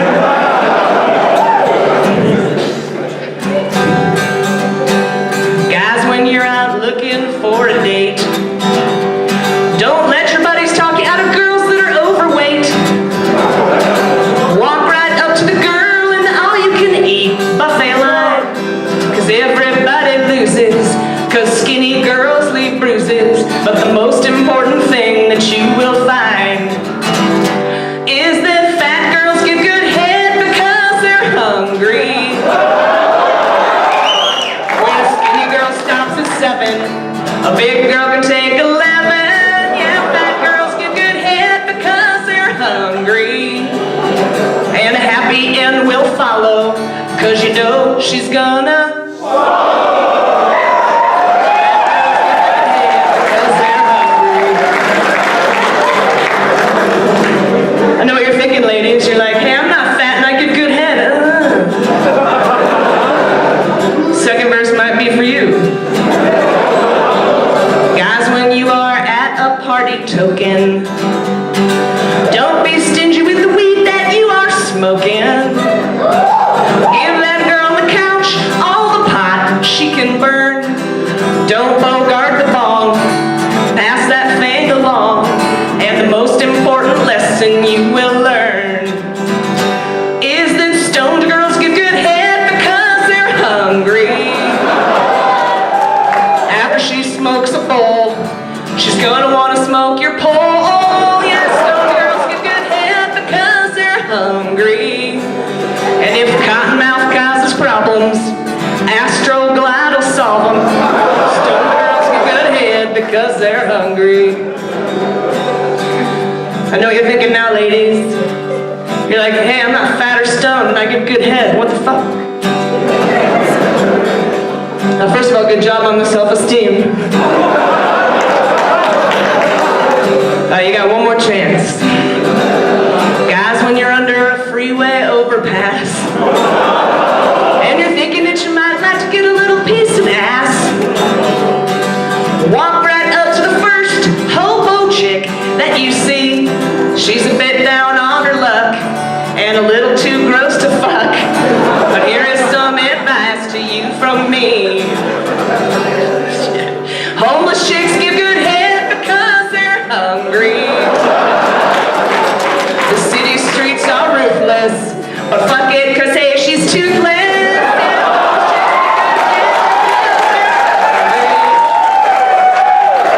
And after she shines your dome, you don't even have to take her home. Homeless chicks and stone girls and fat girls and pregnant chicks and bulimic chicks, and that girl gives good head.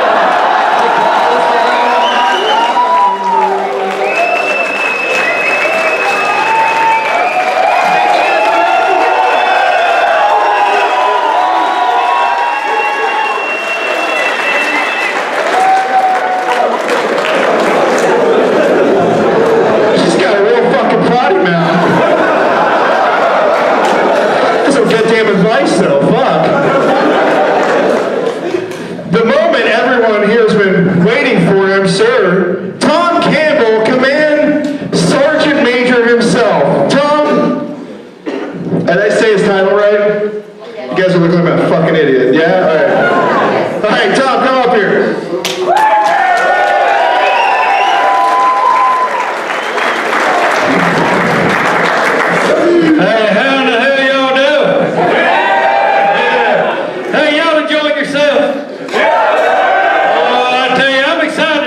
this USO show up here, I tell you, I'm more excited than a puppy with two peckers and a yard full of fire hydrants. Hey, give it up for Jody over here with the USO over here and put this thing together.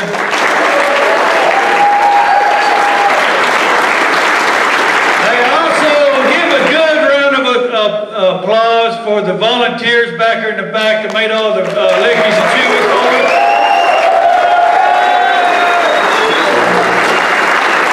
And how about all them comedians that been up here, huh?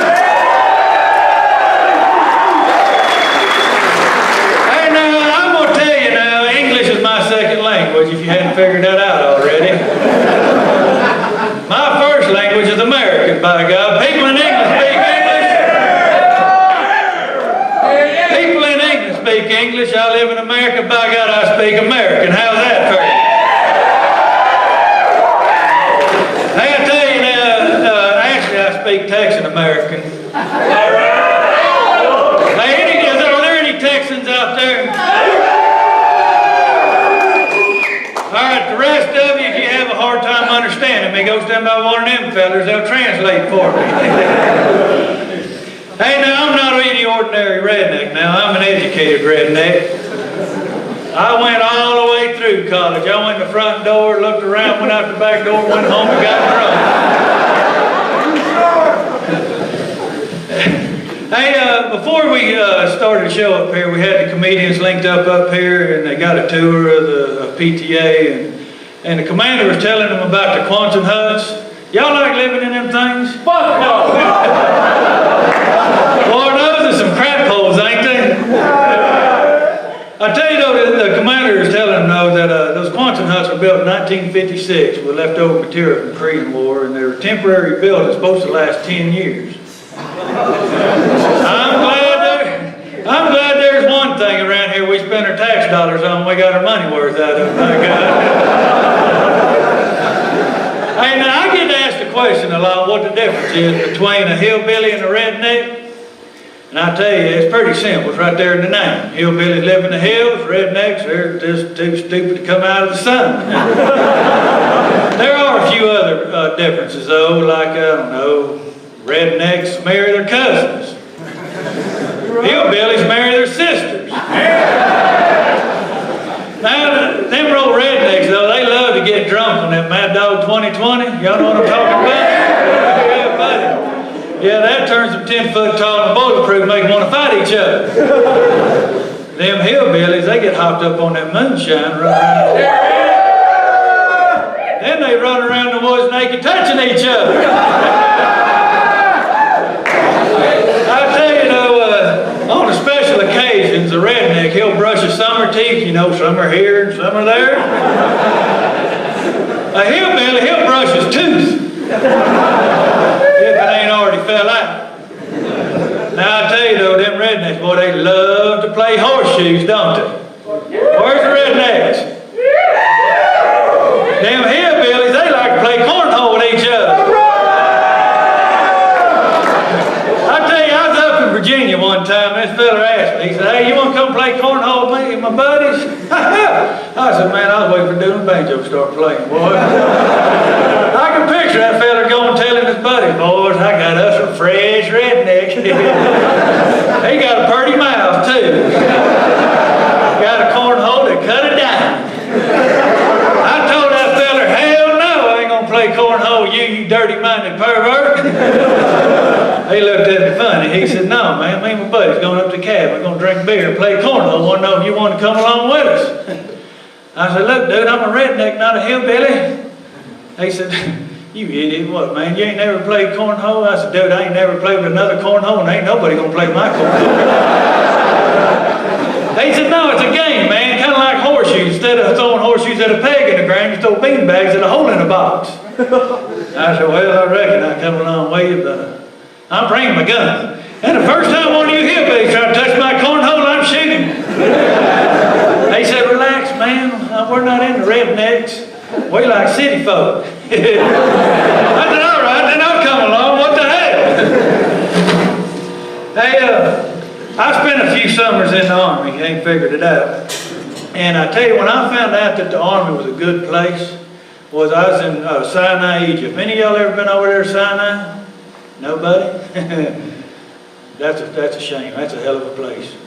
Well, anyhow, I was up on Mount Sinai, and we was doing a patrol up there, and we were staying up there overnight. And I got up in the morning and I had to take a crap. So I went and found me these two rocks that was just wide enough, you know, you wiggle your butt down in there, spread your butt cheeks apart, kind of like you do the wheels on the back of a LMTV. Yeah, some of y'all know what I'm talking about. So I dug my little cat hole, drop trap, I squirted my little butt down in there. I looked up and I was looking out towards the Gulf of Aqaba and saw the most beautiful sunrise I'd ever seen in my life. And I got to thinking, you know, people pay thousands of dollars to come see this place, and the Army's paying me to take a crap on it. You can't beat that with two sticks right there. You try it. Hey, I spent a little time as a drill sergeant down there at Fort Benning. Any of y'all been down there? I was a drill sergeant down there in 258. It used to be called the House of Pain. Now it's called the House of Pancakes. But one thing I learned when I was a drill sergeant is be careful what you tell a private, because a private will do exactly what you tell him to do. I'll give you an example. My platoon was a duty platoon one time, so I had to get a detail and go out and set the range up before the company got out there for training. And we used to have these old Lister bags, these big canvas bags. You pour ice and water in them, got spigots around the bottom to fill your canteen up. And I told these two privates, I said, look, I want you to use 3 bags of ice, 4 cans of water, we'll put them in that Lister bag. Yes, drill sergeant, off they run. When the company got out there, the commander said, hey, drill sergeant, you know there's no water in that Lister bag over there? I said, the hell it ain't to put 3 bags of ice, 4 cans of water. He said, there ain't no water in there. So I went over there and opened it up. Sure enough, there's 3 bags of ice and 4 cans of water in that stupid thing. So I got them privates, I said, come here, private. I said, now I'm not yelling at you because you did exactly what I told you to do. I said, but I figured you'd be smart enough to know you got to pour the stupid water in to get water out of it. So one of them looked at the other one and said, I told you. I said, you told him what? He said, drill sergeant, I told him that we need to pour the water in there, but he said, drill sergeant Campbell didn't say pour the water in there. He said, put 3 cans of water, 3 cans of water. I said, well, fix it, you idiots. I tell you, one time I walked up to the company and there's this private walking around in the grass out in front of the company. He's going, here, biggie, biggie, here, biggie, biggie. I said, private, come here. What the hell are you doing? He said, drill sergeant Moore told me to do a police call, and that's the only call I know. That's the only way I know how to call. I said, you doorknob, that means pick the trash up, but quit calling the police and pick the damn trash up. Silly privates. Hey, I was a sergeant major up for the Center for Initial Military Training. I worked with a 2-star up there, Major General Ridge. And we governed everything coming into the Army, all the basic training, AIT, the basic officer courses. We was down at Fort Jackson. How many of y'all went to basic training down there at Fort Jackson? Yeah, boy, that's a crap hole there too, isn't it? But anyhow, we decided we was going to eat with some of the privates, and so we go in the mess hall and sit down, and I asked one of the privates, I said, where are you from, son? He said, I'm from Alabama, drill sergeant. Hell yeah. Bless your heart. I told the private, I said, look, now I know I got a drill sergeant badge on. I used to be a drill sergeant, but I'm a sergeant major now. He said, oh, I'm sorry, sergeant major. I said, so what do you plan on doing in the Army? He said, I want to be a drill sergeant. I said, well, now, we don't just let anybody be a drill sergeant, but I tell you what, if you work real hard, maybe one day you can be a drill sergeant. He looked over at General Ridge, and he said, you a drill sergeant? General Ridge said, no, son, I'm the commanding general for the Center for Initial Military Training.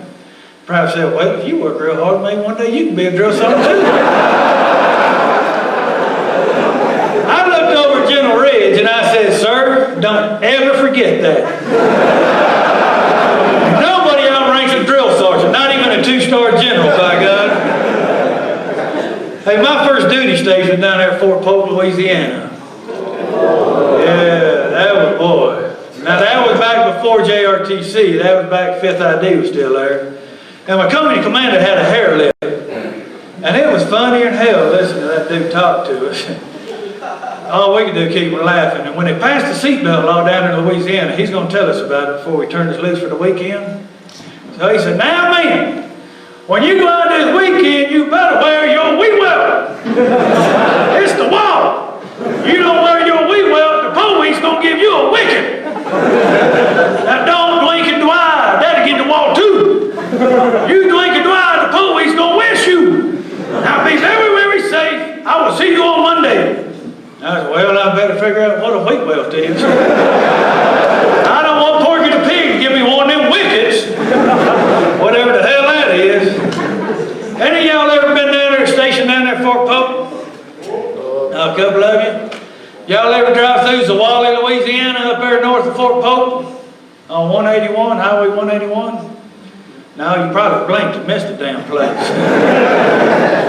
I tell you, that's a little one-horse town there, and they got one cop in there, and he ain't got no radar, so he tries to count how fast you go between telephone poles to know if you're speeding.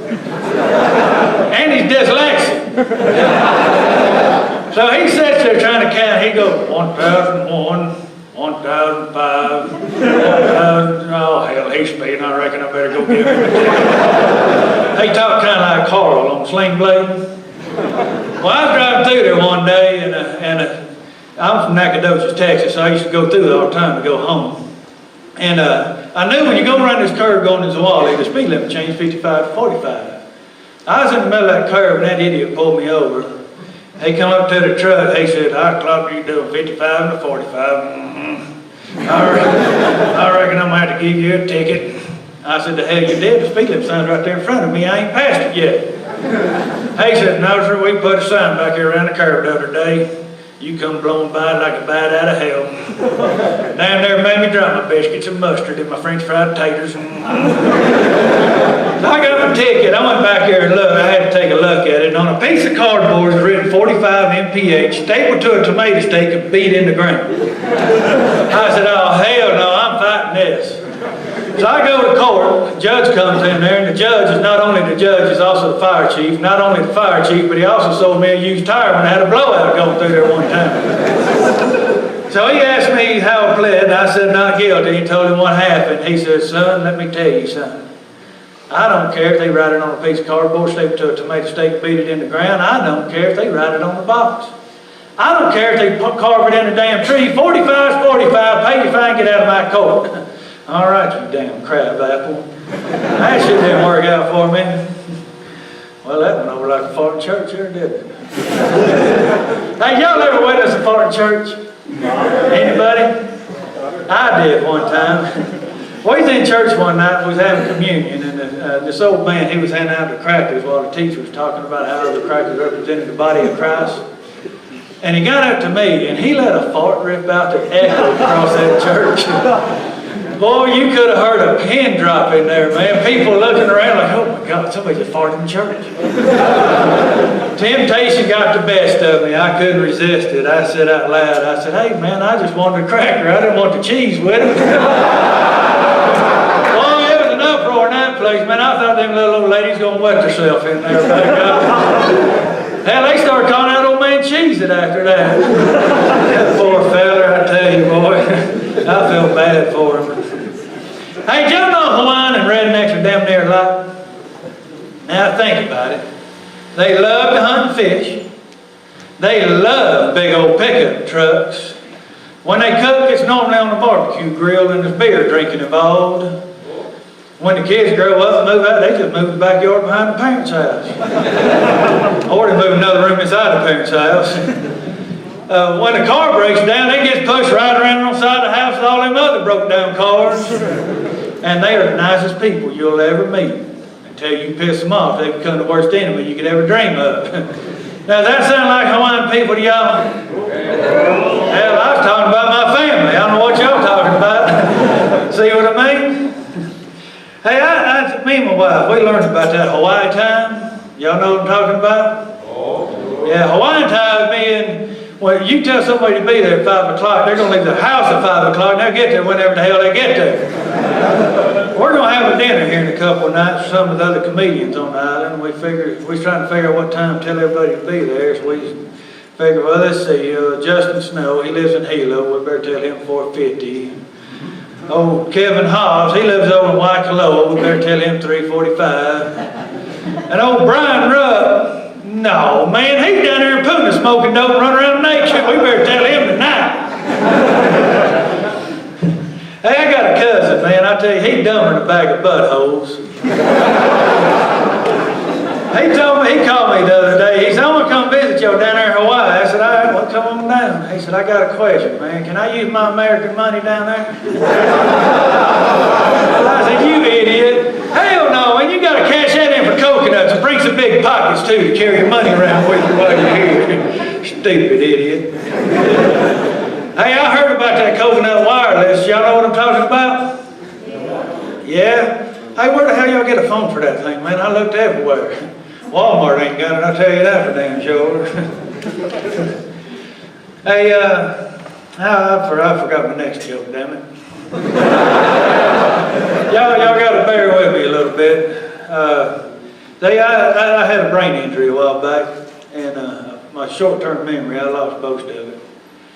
And I tell you, losing your memory sucks. Well, I tell you, my wife likes it though. Cost me a lot of damn money too, I tell you. I'll give you an example. I called her the other day and I said, hey, I'm gonna go down to the bar. I'm gonna drink a beer with my good buddy Bryan on my way home. She said, but you told me you was gonna take me clothes shopping when you got home from work, buy me some new shoes. What the fuck? Why would I tell you that? I hate clothes shopping and you got 100 pair of shoes you don't wear. She said, you told me last night at dinner you was going to take me shopping. I said, well, all right, I guess Brian's going to have to drink that beer by himself. I guess I'm going shopping. So a couple hours later after shopping, I'm loaded down with bags. She said, well, you ready to go eat sushi? I said, hell no. I don't eat raw fish. You want to eat a raw fish, I'll go out there in the water and catch you one. You can gnaw on that on the way back to the house. She said, you told me you was going to take me out to eat whenever we got done shopping, wherever we wanted to go. I said, well, man, I must have been drunk. All right, let's go eat some raw fish. Well, when I thought it was over, we was in the middle of dinner. She said, well, did you get those tickets to that musical show down there at the Palace Theater? I said, no, that's it. I know I didn't tell you I was going to no damn musical show. And I don't think I've told you the rest of that bull crap you've been making me do. She said, now, who's the one that can't remember nothing? And you want to argue with me? Well, you got a point there. Let me get on Google and buy some online tickets. I hope my buddies don't see me going in there. Damn manhood's in check now, by God. We go in that theater, and I see my buddy old Kevin Hobbs. He's already in there with his old lady. I went up to old Kevin. I said, what the hell are you doing in here, man? I got a brain injury. What the hell's your excuse? You got your sissy britches on or something? His wife said no, but I got his balls right here in my purse. I said, well, fair enough. My wife carries my testicles around in her purse too. Let's go watch this stupid musical show. I'll tell you now, what was supposed to have been a $5 beer, my buddy Bryan turned into $500 of clothes my old lady didn't need. But I tell you though, not everything's bad about losing your memory. Like, I don't know. HBO movies never get old. You know, they play the same 4 movies over and over all month. Hell, every time I watch it, it's like watching it for the first time. Drives my wife nuts. Payback for all that bull crap she's making me do. I know she's fucking with me. Hey, I was down at the Walmart one time when my son was a little bitty fella, and I had him sitting in front of the buggy, pushing him around. And we got up to the checkout line, and he hollered, "Get down!" I'm like, what the hell, man? Somebody holding up the Walmart? What's going on? He said, "Get down!" I said, "Boy, quit yelling, man. People looking at us funny." "Get down!" I said, "Boy, what in the hell's wrong with you? Why do you keep yelling that out?" He stood up in that buggy, he pulled his pants down, and said, "My wiener's standing up and it won't go down." I said, "Boy, this is a hell of a place to discover your boner for the first time." Embarrassing trip to the Walmart for me, that's what that was, by God. I was over at my grandpa's house one day and I had to go to the bathroom. And I went to the bathroom and I noticed he had the fanciest toilet seat I'd ever seen in my life. That thing was made out of oak wood, stained and varnished, had dimples on the side for your butt cheeks. Had a tray across the front, kind of hollered out a little bit. I thought, what the hell's he got a tray on his toilet seat for? Is he got to take his watch off to wipe his butt or something, or what? So I come out there, I said, hey, Grandpa, what's the deal with that tray on your toilet seat? He said, oh, that's my ball tray. I said, you're what? He said, that's my ball tray. You know, women get old, their boobs head south. Well, you'll find out when men get old, their balls head south. I got tired of balls getting down in the water when I take a crap. I lay them up on my ball tray and keep them dry. Boy, howdy, I gotta get me one of them. I don't want to get no dookie water on my balls when I get old. You know, my grandpa got mad at my grandma one day, and he said, why the hell did God make women? My grandma said, well, if it wasn't for women, who would mend your breeches? My grandpa said, well, if it wasn't for women, who the hell would have to wear the damn breeches? I had to agree with him on that one. Hey, you know what I noticed since old Donald Trump become president? Now, don't get your panties in a knot or anything. Don't worry, I ain't talking about Donald Trump. Man, everybody's butt just clapped when I said it. Oh, God. He's talking about the commander-in-chief. I tell you what I noticed. I noticed all them women equality protests and marches and all that stuff. And I got to thinking, who in the hell's arguing with them over that? It ain't men, because the more a woman wants to do, the less a man has to do. And there ain't a man in his right mind doesn't want more time to drink beer, watch NASCAR, and go fishing.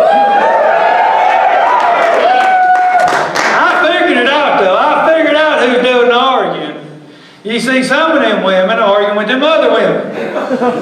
There's some women, they're fine sitting on the couch all day eating Twinkies and watching that LMN, that Ladies Movie Network that bashes men all day. They're sitting there going, shut the hell up. We got a good thing going here. Y'all trying to screw it up. Hey, we got any women out here tonight? One? A couple? Hey, women, y'all want some equality? I got some equality for you. There's my wife down there being a good sport. Hey, how about y'all quit griping about that toilet seat? How about y'all put that thing down when you go to the bathroom and pick it back up? You don't want your old man to pee on it. There's some equality, by God. Hey, I told my wife the other day, I said, don't you ever forget, I'm the head of the household. She said, that's right. And don't you forget, I'm the neck that turns that head. I said, yes, ma'am. You know what my wife told me the other day? She's told me I was turning into an alcoholic. I don't think I am. Hell, the only time I drink is if I'm alone or with somebody. I don't think it's that bad yet. Hey, I wasn't going to tell this as a joke, but this really happened. So a few months ago, I told that string of jokes over in Kona at a club over there. And there's this lady sitting about mid-deep in the audience, little bob cut hair. And she started heckling me when I got through that string of jokes about being a male chauvinist pig. So we did another show at the same club last weekend, and the ticket guy that showed my wife, she's out there we're on the ticket booth, and Bryan's wife. And this lady had walked up there, or these two ladies walked through the parking lot, and my wife said, good evening, ladies, y'all come from the comedy show? Now, I was the host of that show, so I was up and down stage all night like Bryan is tonight. She looked in the window, and I was up on the stage. She goes, oh, I've seen him before. He's an asshole. He's funny, but he's an asshole. And my wife said, well, you think he's funny, though, huh? She goes, yeah, he's funny, but he's about a male chauvinist pig asshole. My wife said, well, he's my asshole. She said, excuse me? So my wife, she goes, yes, he's my asshole. That's my husband up there. She goes, oh, my God, I'm so sorry. So she bought her tickets and tried to give my wife $1. And my wife said, what's this for? She goes, well, it's a tip for making that stupid remark I just made. My wife said, no, that's fine.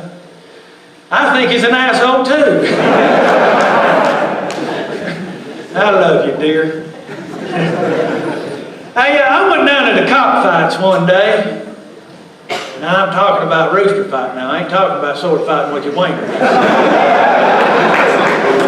And every time a rooster started getting his butt kicked, they'd holler, "Where's the chicken bugler?" This old man would run up there and he'd pick that rooster up and put that rooster's ass up to his lips, and that rooster would go back to fighting. After I've seen this a few times, I had to find out what the hell he's doing to them roosters. So I went over there and asked him. He said, "I'm blowing air in their ass." I said, "Let me get this straight. Rooster gets ass kicked. You put rooster's ass to your lips. Blow air in the rooster's ass.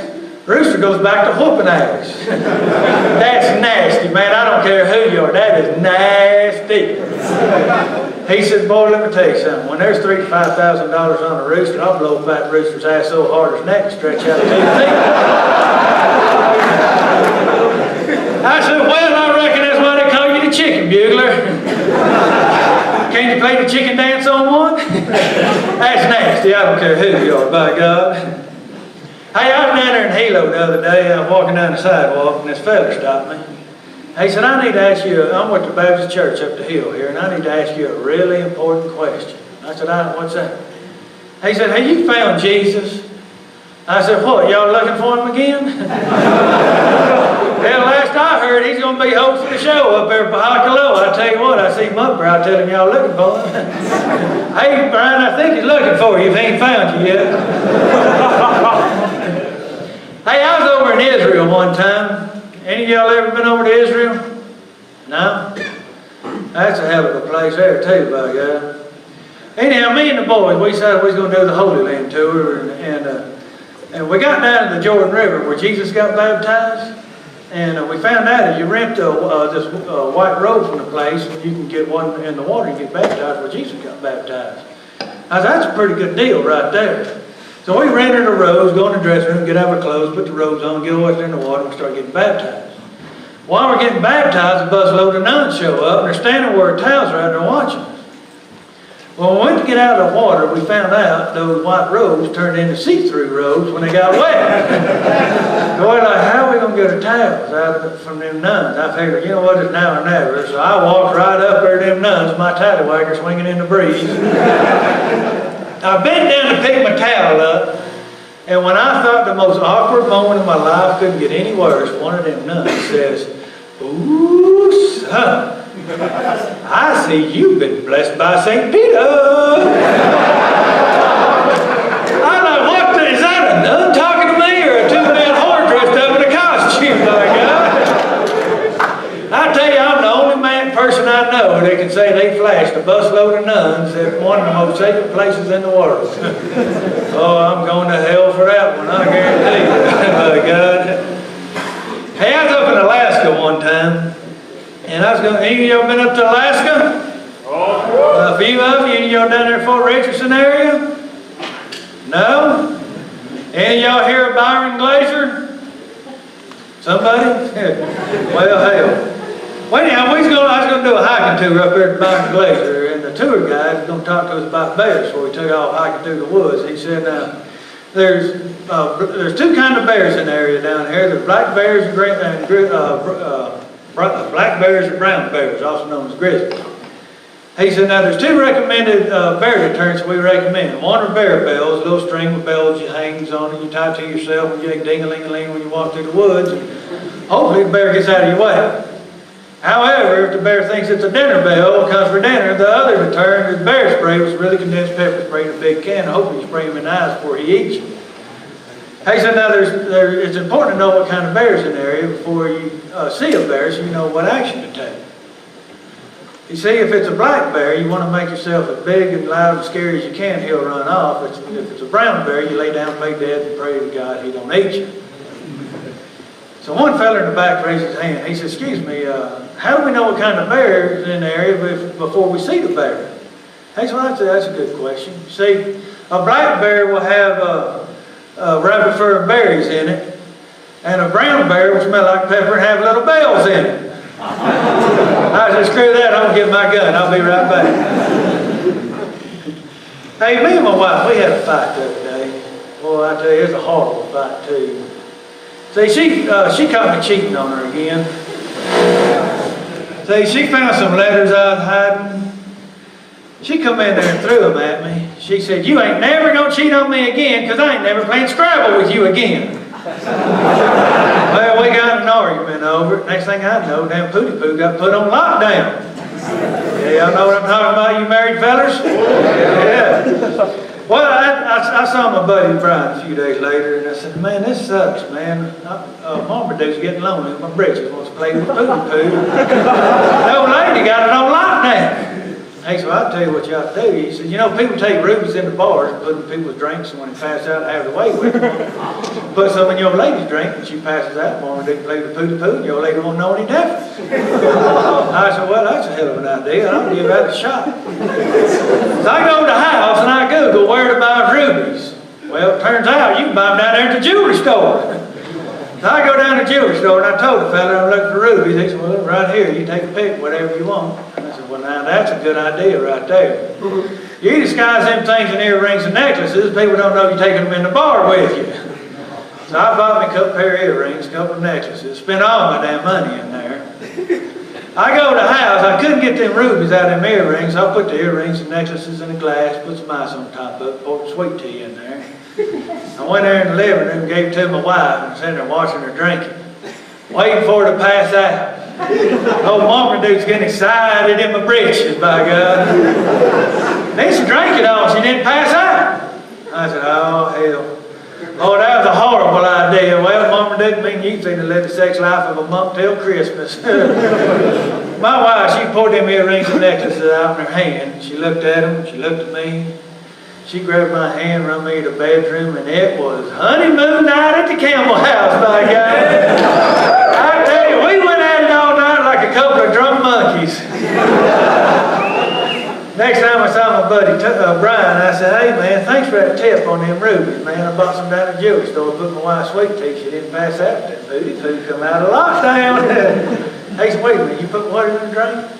And well, I said, I'll put rubies in there like you told me. He said, you idiot.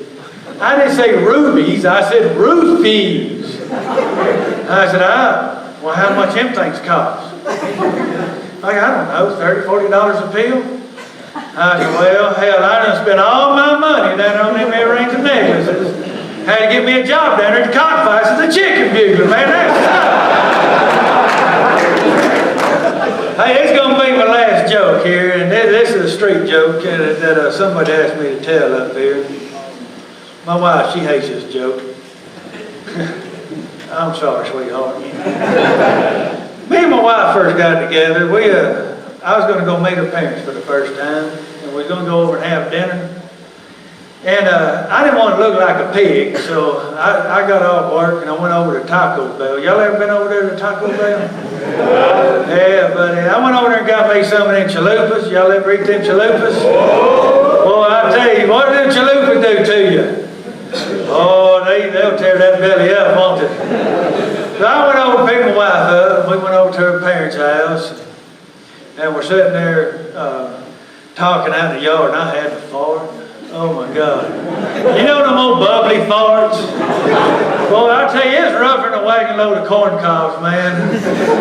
Finally, we go in the house, and her and her mama go in the kitchen, get dinner ready, and her dad goes in the living room, sits down in his easy chair, and gets a newspaper, starts reading it. And there's old coon dog over in the corner. So I bent down there to pet that coon dog. I bent down. Her dad didn't even put the paper down. He said, Rover! He thinks his dog's over here busting ass. That's funny. I don't care who you are, by God. I've been down there to try to pet it again. Her dad yelled, Rover! This old man thinks his dog's over here farting, boy. I'm going to get rid of this for dinner, by God. I've been down there. Her dad put the paper down and said, Rover! Get away from that boy before he craps all over you!